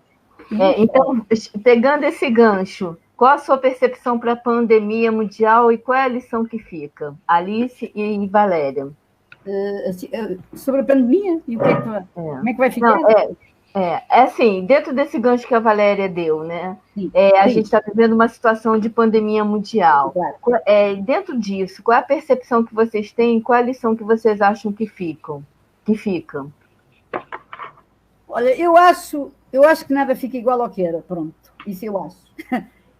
Nós somos outras pessoas, o mundo há de ser outro mundo, e depois acontecem-nos, eu não estou a dizer que temos coisas boas com a pandemia, não é isso, mas descobrimos que não precisávamos tanto de muita coisa que tínhamos, descobrimos que poucas coisas chegam, descobrimos os outros, por exemplo, eu nunca na minha vida tinha falado com o vizinho aqui da frente, do prédio em frente. Desde esta altura, a gente abre a janela, a gente fala, a gente diz, quando nos encontramos, porque agora já podemos sair um bocadinho, não é? Com a distância, mas conversamos só agora, e eu estou aqui há 50 anos, é que eu soube como é que ele se chamava, e estas coisas, parecendo que não, estamos dentro de casa, mas de um outro modo aproximam-nos pessoas. Vamos falando com elas, vamos saber, por exemplo, houve o dia 25 de Abril, e o dia 25 de Abril cá, que é muito festejado, e não podia ser festejado, estávamos todos dentro de casa, e então lançámos a ideia, vamos todos para a janela cantar a Grândola, que é a nossa revolução. Emocionante. Exato. Este bairro, estas casas de revolucionário não têm nada. E eu pensei assim, cantar, pois não é que, às 9 horas, não é que às 9 horas, estava tudo de janela aberta a cantar a Grândola, que foi uma coisa que eu nunca pensei ver aqui. Há coisas... Agora, é terrível, é claro que é terrível para já, porque não sabemos como é que isto vai acabar, não sabemos quando é que vai acabar, e depois é uma coisa a nível mundial. Nós não podemos dizer, estou aqui um bocado mal, vou apanhar um avião, vou para a Espanha ou para a França. Não posso, está tudo na mesma. Portanto, é assim um mal que se generaliza, e a gente, eu acho, só se deve... talvez ficar um bocadinho melhor quando se encontrar uma vacina, porque até aí estar fora, a máscara, eu faço tudo, eu faço tudo o que é preciso, as máscaras, lavar mãos, mas é difícil, não é? A gente nunca sabe bem como é que as coisas vão evoluir, não é? Foi uma coisa muito fácil. E, por exemplo, a minha neta mais velha, que é cientista em Inglaterra, elas só agora começaram a usar máscara, até agora. Primeiro não tinham, depois não tinham chegado, depois não sei. Agora já está outra vez no laboratório, porque elas estavam a trabalhar em casa, e agora já usam máscara, mas elas não usavam máscara. Portanto, o ser humano se adapta a tudo, né? A Valéria. Mesmo.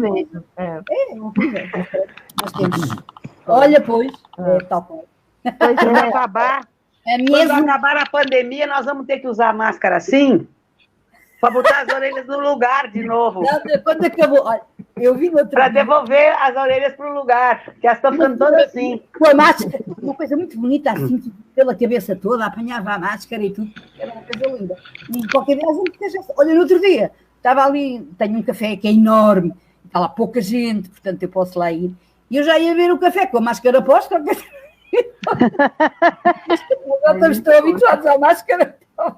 Mas pronto. É um mal que chegou a todos. E, Valéria, o que você acha? Olha, eu acho assim, uma coisa que eu estou me divertindo, o Facebook me serve para fazer essas coisas, fazer minhas pesquisas.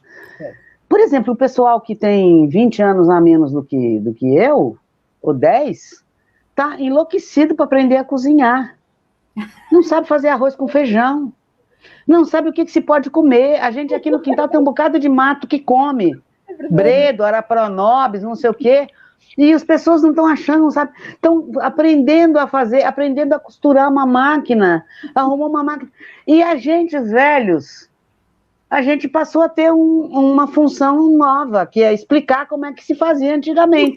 Exatamente. Porque o pessoal está dominado, sabe? Acostumado a chamar pelo celular e vem uma pessoa e traz a sua comida. E você não sabe mais o que tem ali dentro, como se faz, como se tempera, nem nada. Outra coisa interessante também é que as pessoas estão aprendendo a reaproveitar os materiais. Sim. Eu tenho uma esperança de que a poluição vai diminuir muito. Mas parece que já está a diminuir. Já está muito, porque a sucata produzida por cada família vai diminuir muito, a menos que as pessoas sejam muito burras.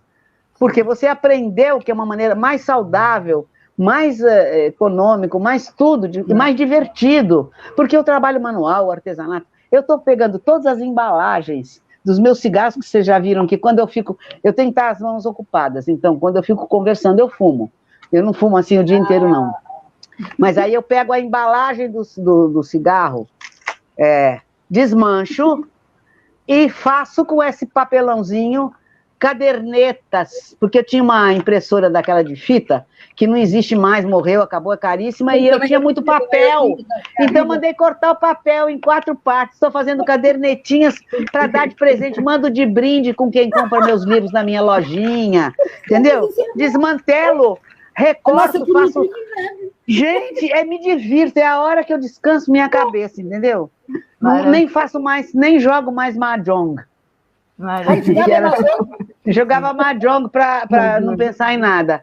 Agora eu nem jogo mais, faço cadernetas, as minhas mãos todas tronchas, todas tortas, eu costuro aquilo, arrumei um grampeador, achei nas minhas coisas velhas um grampeador que grampia sempre. Eu tenho uma lista de encomendas de coisas de malha, uma quer um cascola, Pois é, aqui de casa sai crochê para todo mundo. Coisas lindas. Não, a gente tá reaproveitando tudo. Eu acho que e fazendo isso, o pessoal tá se divertindo de fazer isso. Eu vejo as minhas amigas na maior felicidade. Consegui fazer o pão, olha o pão, tira a fotografia do pão e põe na página do Facebook. Ou coloca na página do Facebook. Coloca na página do Facebook. Eu acho isso extremamente saudável. A gente estava muito acostumada a ter aquela vida robotizada de casa, trabalho e obrigações que o prazer do ser humano, da criação, tinha ficado de lado. Acabou, da produção. Afinal, a gente tudo que existe só é aproveitável com trabalho humano. Claro. Estão querendo fazer a gente esquecer isso, porque botam os robôs. Mas quem é que faz o robô? Quem é que move o robô? Claro. Sabe? Não há valor se não gerado pelo trabalho. O velho Marx lá tinha razão, sabe? O velho tinha razão. Ele só não podia imaginar que a coisa ia ficar desse jeito. Eu só queria ver Marx. Eu queria demais que Marx reencarnasse agora, o susto que ele ia levar, que é que ele ia escrever. Entendeu? Eu tô até imaginando assim, se eu sobreviver até os 120, eu vou reescrever o Capital para os anos 2000, para o terceiro milênio. Isso é tão verdade, de gastarmos menos coisas, isso. Há bocado, há meia hora, o nosso prédio ainda tem porteira, vocês não chamam porteira ao prédio? Não chamam outra coisa qualquer. Portaria, lá é portaria. Portaria, sim, o porteiro. E ela vem à noite buscar o nosso lixo todo para pôr lá embaixo. E ela, há bocado, dizia-me assim, tão pouco lixo, as pessoas agora têm tão pouco lixo. Pois que sorte dela. Vai melhorar a vida dos porteiros também. Tem tão pouco lixo. Olha, a gente está com um comentário da Maria Andrade dizendo que sobre essa última pergunta, as relações familiares mudaram com a pandemia, que o irmão dela está alfabetizando o sobrinho de 5 anos. Então, a gente está com muitos comentários, muitas pessoas acompanhando a gente. Eu acho que depois vocês vão ter acesso também, quem quiser interagir, responder, porque não vai dar tempo da gente falar com todo mundo. Tá? Mas eu acho que é isso. Mas isso de alfabetizar as crianças, eu vivo sozinha em casa, os meus netos já são adultos, mas... também não se pode ter outras crianças em casa, também é difícil. Eu não sei se as pessoas cá fazem muito isso. Eu sei que os meus netos mais pequenos, mais novos, trabalharam sempre em teletrabalho, portanto não iam à escola, não saíam de casa, tinham a televisão, não é? No computador, e trabalhavam sempre em teletrabalho e resultou muito bem, e eles acharam aquilo ótimo e não sei o quê. Ter crianças em casa, só quando realmente nós vivemos com elas, porque não podemos ir à rua e trazer as crianças para cá, é complicado. E eu acho que, não sei, quer dizer, haver muita gente em casa é capaz de ser um bocadinho complicado nesta altura. Não sei, havia alguém que me dizia que no fim desta pandemia ia haver muitos divórcios e muitos bebês. Já está havendo. Não é? Porque as pessoas estão acostumadas a vida toda, não é? E por isso eu digo, eu não tenho ninguém em casa, ainda tenho sorte, quer dizer, eu gostava de ter, mas não tenho. E os meus netos estão longe e tudo isso, mas aquilo que eu tenho mais, aquilo que me tem custado mais nesta pandemia, aquilo que me tem custado mais, é eu não poder ir para a rua dar beijinhos aos meus netos, abraçar os meus netos. Isso é que me custa muito. Vê-los assim lá de longe, é que custa. Bom, para a gente finalizar, que a gente já está com 1h30 de papo com vocês, eu poderia ficar mais 5, mas só para também a gente não ficar... Você também tem coisas para fazer e as pessoas também ficarem até o vídeo, depois ele vai ficar disponibilizado no YouTube para quem quiser acompanhar a gente, porque pelo StreamYard eu só poderia escolher um canal, então eu escolhi o Facebook, que é mais fácil das pessoas acessarem, visualizarem. Depois, então, eu faço download e coloco no YouTube para todo mundo que quiser acompanhar também. E tem só mais 3 perguntinhas aqui para a gente finalizar e eu consegui fazer as 10 perguntas a vocês. Porque vocês foram falando, eu fui encaixando e tudo mais. Uma é, quem lhe inspira ou lhe inspirou, que mais ou menos a Valéria já falou e a Alice eu queria saber também, mas eu quero a resposta de vocês. E um livro que marcou a sua vida. E um autor, ou um livro, ou uma autora que marcou a vida de vocês. Olha, eu estava-me a rir. Quando falam em inspirar, eu lembro-me sempre de um dia que fui a uma escola e, assim, no quadro da escola, havia um aluno que tinha escrito em que é que se inspirou para escrever não sei o quê. E ele tinha escrito em que é que se pirou. Eu lembro sempre disso. Portanto, em que é que eu me inspirei, tudo pegado? Em que é que eu me inspiro?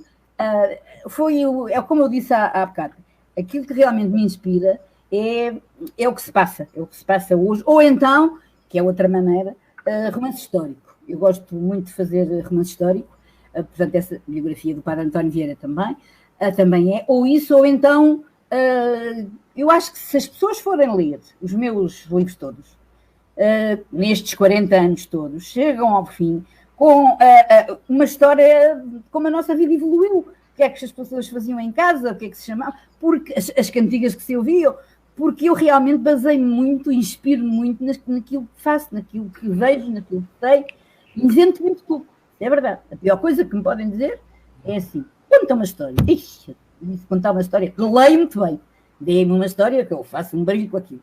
Agora, inventar assim uma história, não. Agora, sei o que é que vou contar. Tenho na minha cabeça, também como a Valéria, nós temos na nossa cabeça aquilo que passou e que está cá dentro.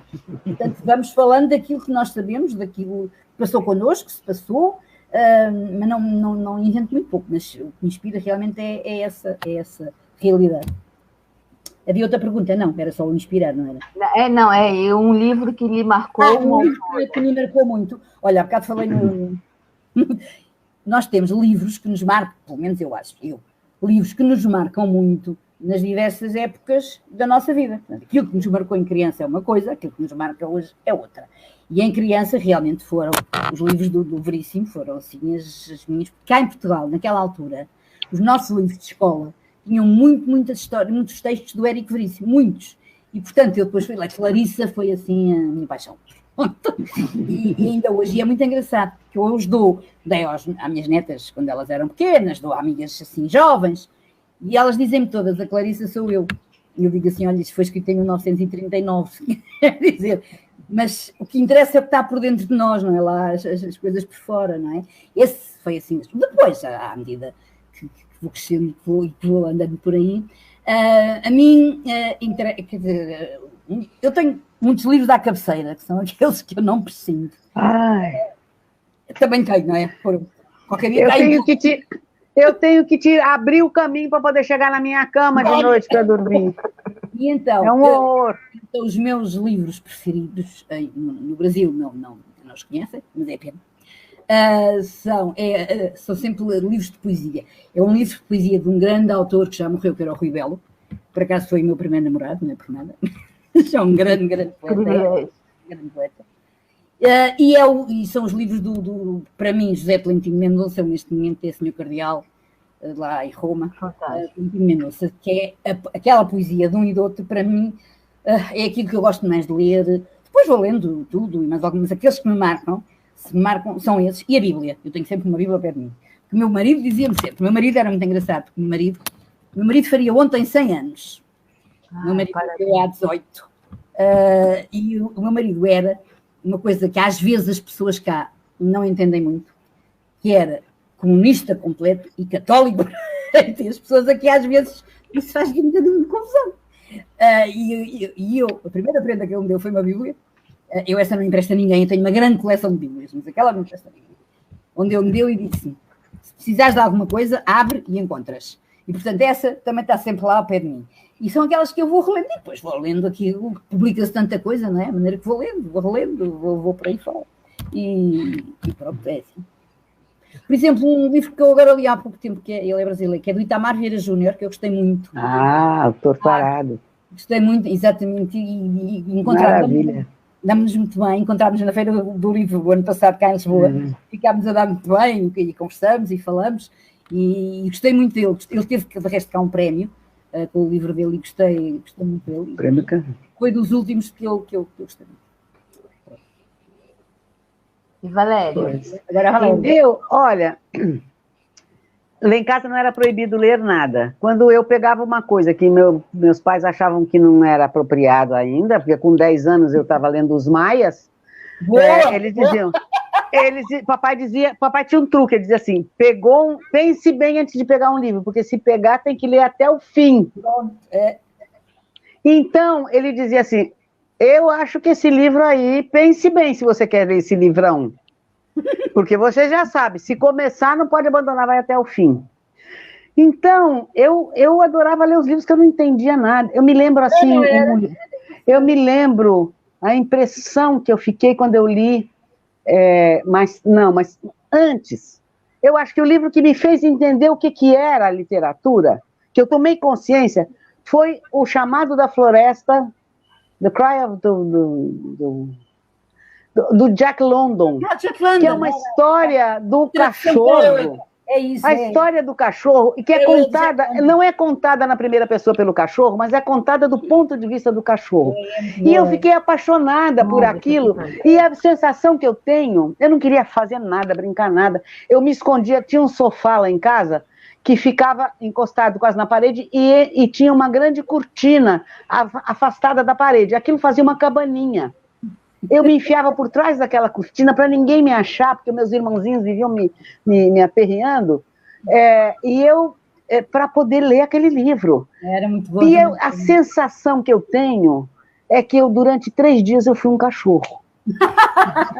Eu era aquele cachorro. A minha agonia, que vai acontecer comigo? Eu tinha que voltar para casa, saía do colégio correndo, vinha correndo do colégio pela rua para chegar em casa e continuar a ser o cachorro que eu era.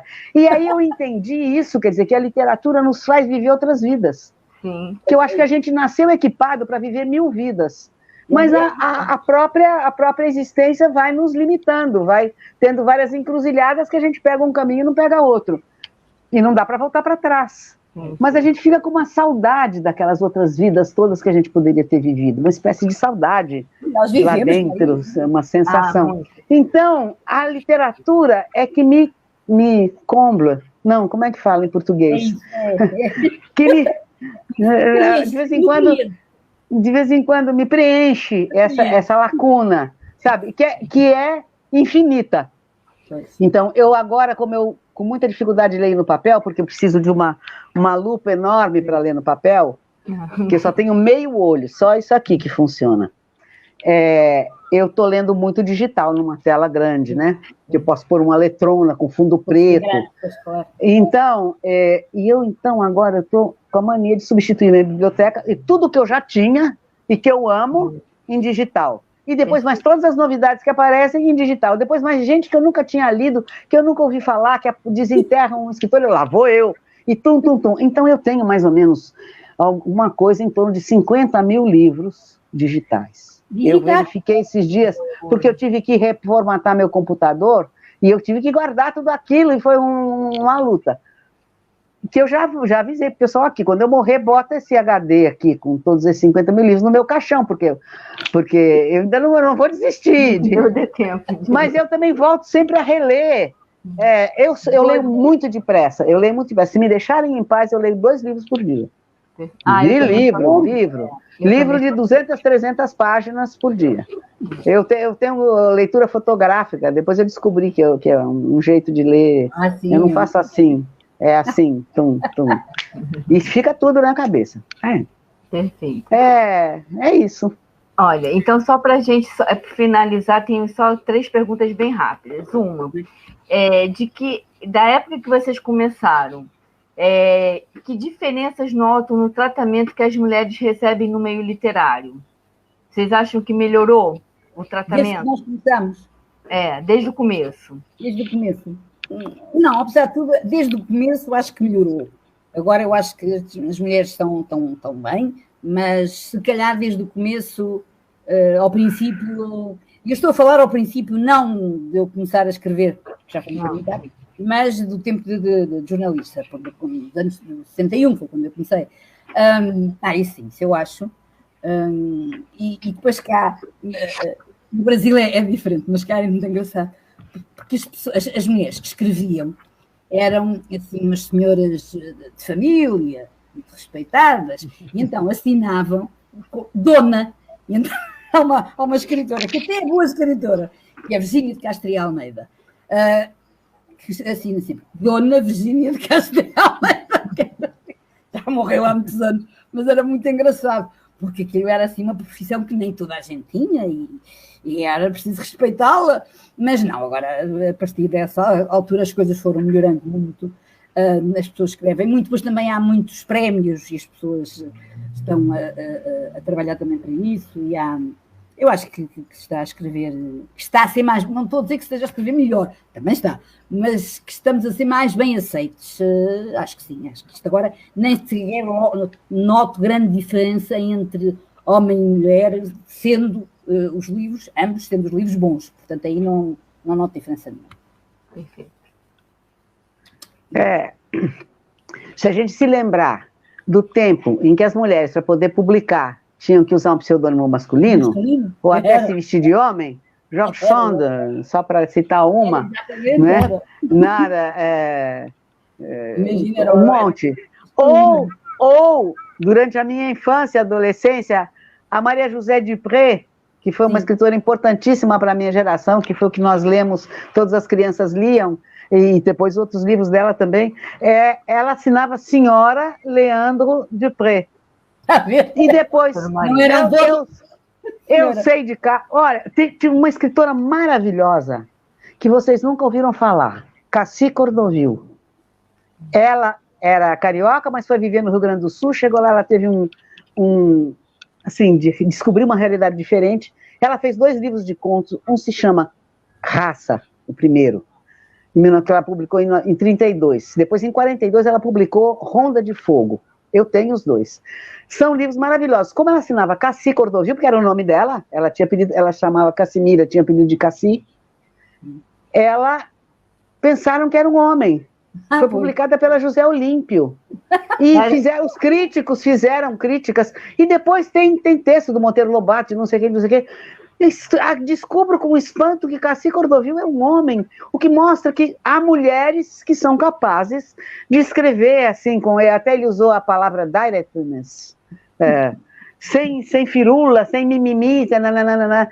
E era preconceito mesmo, entendeu? E o mais curioso é o seguinte, que ela publicou esse livro em 1942, no fim de 1942 ela se casou com um primo meu, filho do escritor Vicente de Carvalho, e nunca mais publicou nada. Nunca mais publicou nada. Porque, sabe o que também? É porque havia uma suposição de que a mulher, quando fizesse poesias de amor, ela estava se revelando. E o marido já ficava pensando, mas que amor é esse? Para mim, você nunca disse essas coisas, sabe? Ou que se ela escrevesse um romance, ela estava fazendo uma confissão de que ela tinha feito essas coisas, que é uma leseira total, E nunca mais uma escreveu. besteira. É como se a mulher não tivesse capacidade de ir além de si mesma. É uma visão da mulher como um ser limitadinho, criado para ser... nascido para ser esposa e mãe, entendeu? Que foi uma das coisas que me revoltou. Eu não quero ser esposa e mãe de ninguém. Eu quero ser sorte, eu quero ser livre. Aliás, os 3 votos que as pessoas se escandalizam muito com o voto de pobreza, castidade e obediência, mas são 3 votos de liberdade. Você não tem propriedade para gerir, você está sempre pronta para ir para qualquer canto, fazer qualquer coisa por qualquer tanto. Você não tem uma família, pessoas que você tem uma ligação muito pessoal, um compromisso muito pessoal que você não pode sair de perto. Claro que depois, mais tarde na vida, a gente começa a ter com as nossas próprias irmãs, como tenho aqui uma irmã com 90 anos. Mas é diferente, eu já também já estou velha. Sabe? E o voto de obediência, na minha congregação, pelo menos, não é uma coisa assim, te mandam plantar cenoura de cabeça para baixo para ver se ela cresce. Não existe isso, é um diálogo, olha, existe tal necessidade em tal lugar, você está disposta a ir? E você diz sim ou não, entendeu? Eu sempre digo sim. Só disse não quando queriam mandar eu fazer doutorado não sei aonde, porque eu não queria fazer isso, eu não queria... para saber as coisas, eu só basta eu ler, não preciso ir fazer doutorado em lugar nenhum.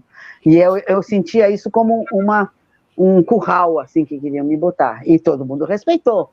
Então, mas aqui, o pessoal aqui, do posto de gasolina, do comérciozinho aqui do lado, todo mundo já me doutorou, que eu chego lá, doutora, bom dia. Ah, aqui também. Sou doutoramento popular. Aqui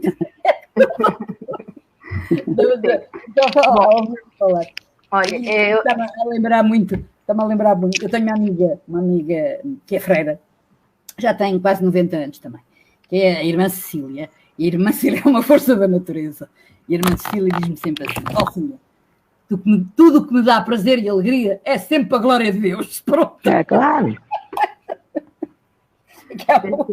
É verdade. É muito engraçado. Bom, pra gente, faltam 15 minutos para a gente completar 2 horas dessa conversa maravilhosa, dessa troca que está todo mundo acompanhando, comentando. Vou fazer as 2 últimas perguntas para a gente encerrar. Quem é Alice Vieira no reflexo do espelho? Não, eu acho que sou tão... Acho que as pessoas olham para mim e pelos meus olhos veem logo tudo. Eu não escolho nada, as pessoas... Eu gosto muito de pessoas, isso é assim uma coisa...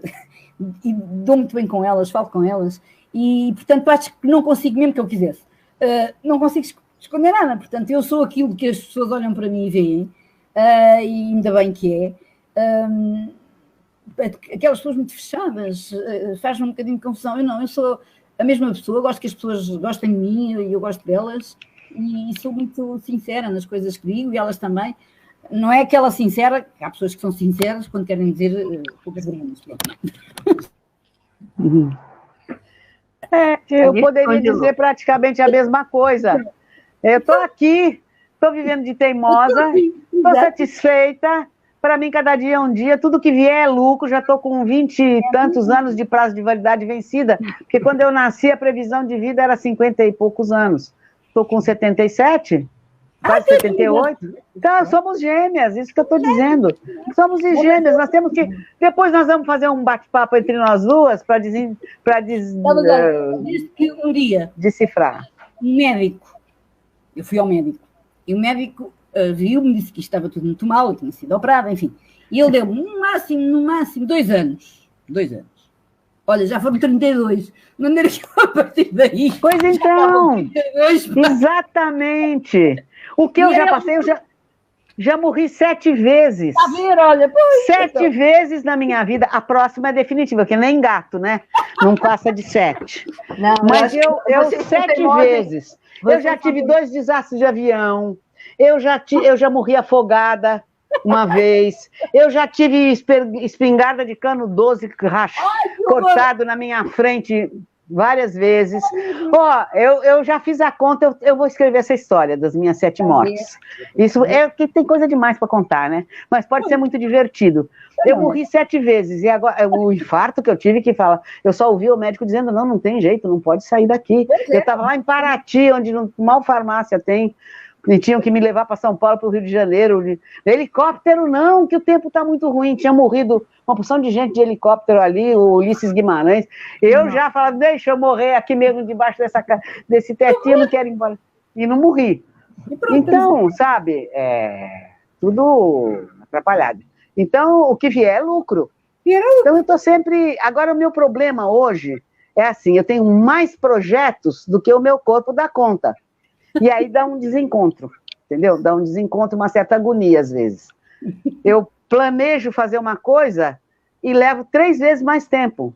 Por exemplo, eu digito pessimamente, porque eu não enxergo. Eu agora uso um teclado de videogamer, que tem as letras iluminadas e que pode batucar. Que eu passei 60 anos escrevendo em máquina de escrever, então eu destruo os teclados desses de notebook, essas coisas. Aí eu descobri que teclado de videogamer funciona. Então eu sou uma velha de 78 anos, quase, que vive num teclado de videogame. Mas vocês são teimosas demais. Daqui a 10 anos a gente ainda vai estar conversando. Sei não. Estou esquecendo muito as coisas, estou esquecendo muito. Vou ter uma consulta daqui a pouco, na hora que eu tiver um dia livre, com uma neurologista que vai me ajudar. Mas olha... Estou esquecendo as coisas. Então, eu estou com um problema muito sério. Eu estou com quase 50 anos e eu nem me lembro que eu comi no pequeno almoço, no café da manhã. O que é isso? Eu nem sei se eu comia... Se eu perguntar que horas são, eu não tenho a menor ideia. Se é de manhã, se é de noite. Tá então chovendo, começou a chover. Muita vantagem na minha frente. Bom, agora para a gente encerrar, eu queria agradecer a presença de todo mundo que nos acompanhou, principalmente essa honra, esse prazer que a e Maria Valéria juntas. Eu sabia que ia ser uma integração muito grande. Alguma coisa soprava no meu ouvido, você tem que unir essas duas. E não é para ficar só nessa união aqui, não. Depois vocês vão interagir, eu passo contato da Alice, eu passo contato da Valéria, vocês conversam entre si, que eu acho que é um encontro que vocês precisavam. Podemos combinar um encontro ali no meio do Atlântico. Sim. Ali, assim, pode ser um encontro no Atol das Rocas. Olha, eu faço o seguinte, eu providencio o encontro, vocês conversam e eu fico lá offzinha na sala. Porque eu acho que vocês têm muitas histórias para vocês conversarem, trocarem, porque a vida de vocês foi meio que em paralelo. Então, queria agradecer imensamente a generosidade de vocês duas, a disponibilidade de estarem aqui com a gente da Infinita. A equipe toda da Infinita agradece muito também. A Alice está sempre nos apoiando, nos ajudando com muito carinho, com muita gentileza. Então, Maria Valéria também agradece imensamente essa generosidade. Vamos estar juntas no Mulherio, né, no segundo encontro virtual de Portugal. Com certeza. Isso, depois a gente combina como é que a gente pode fazer isso. Eu queria avisar para vocês... O encontro já pode ser presencial, então.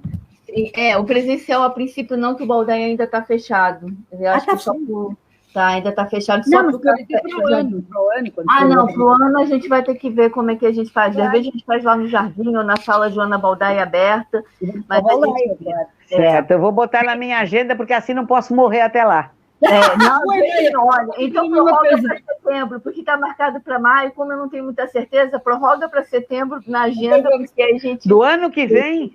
Do ano que vem. Não, é porque o evento presencial ia ser em maio desse ano. Na agenda Aí, por causa da pandemia, a gente agora vai fazer o virtual, mas ficou agendado para maio do próximo ano lá no Palácio Baldaia. Ver como é que fica. Quem sabe se publica algum livro meu aí, porque ultimamente não tem. Vai ser uma honra.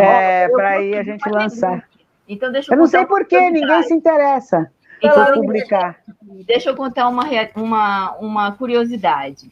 A Alice, ela é contratada pela Leia Editora, é exclusiva da Leia Editora, que eu tenho imensa gratidão também, agradecimento por toda a equipe lá da Leia, que disponibilizou a Alice um dia, quando estava fazendo uma tertúlia com a gente, contando essas histórias fantásticas, pegou os livros que ela tem para mostrar levantou uma relíquia. Quando eu li assim, um livro de 1964, com os primeiros poemas da Alice Vieira, que era Alice Vassalo Pereira. Alice Vassalo Pereira.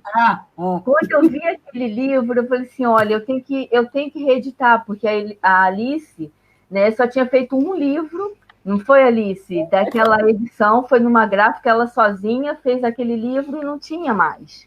Então, a Leia, com a generosidade e gentileza, cedeu a Alice para que a Infinita pudesse fazer uma edição muito limitada só para os amigos. E a gente ofereceu no aniversário da Alice 30 exemplares para que ela pudesse dar para os amigos e para a família.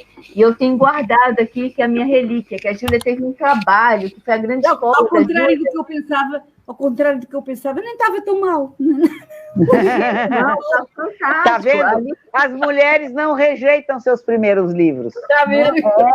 Olha, e uma moça de 18 anos escrever do jeito que escrevia a poesia, que me tocou, assim, é fantástico. E para a Júlia, né, que é a minha filha, foi um grande aprendizado, porque ela teve que reconstruir o livro todo, porque naquela época as gráficas de hoje não fazem. O livro exatamente não faz. Então a Júlia deve reconstruir o livro.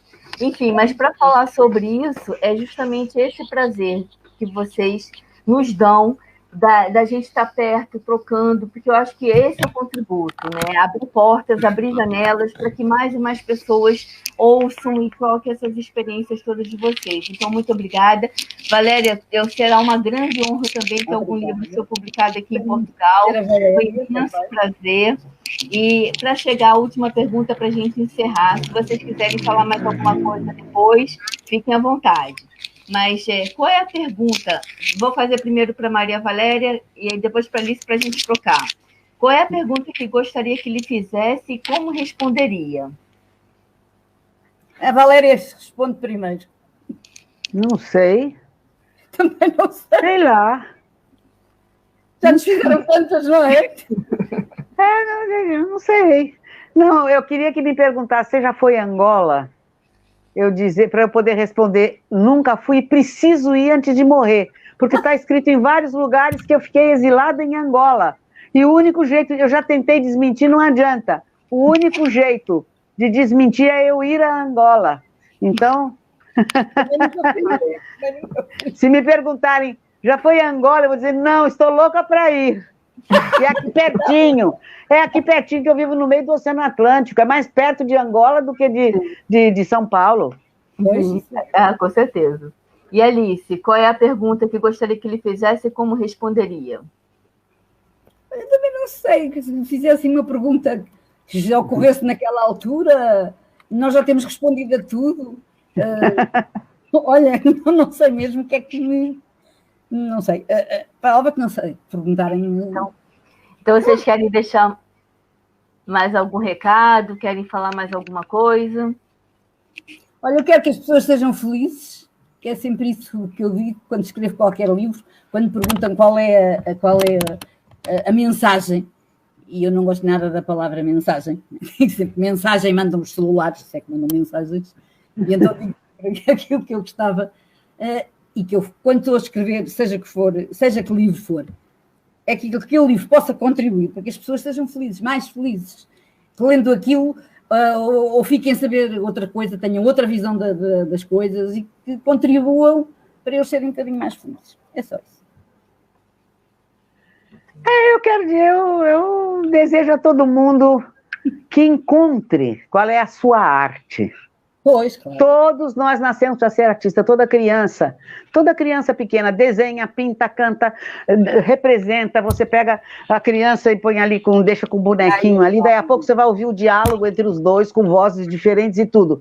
E chega a uma certa altura da vida, bota-se uma tampa em cima da pessoa, e só alguns, ou porque são muito rebeldes, ou porque foram escolhidos por alguém, por um mecenas qualquer, a quem é permitido ser artista. E isso está errado, porque nós somos, antes de tudo, artistas.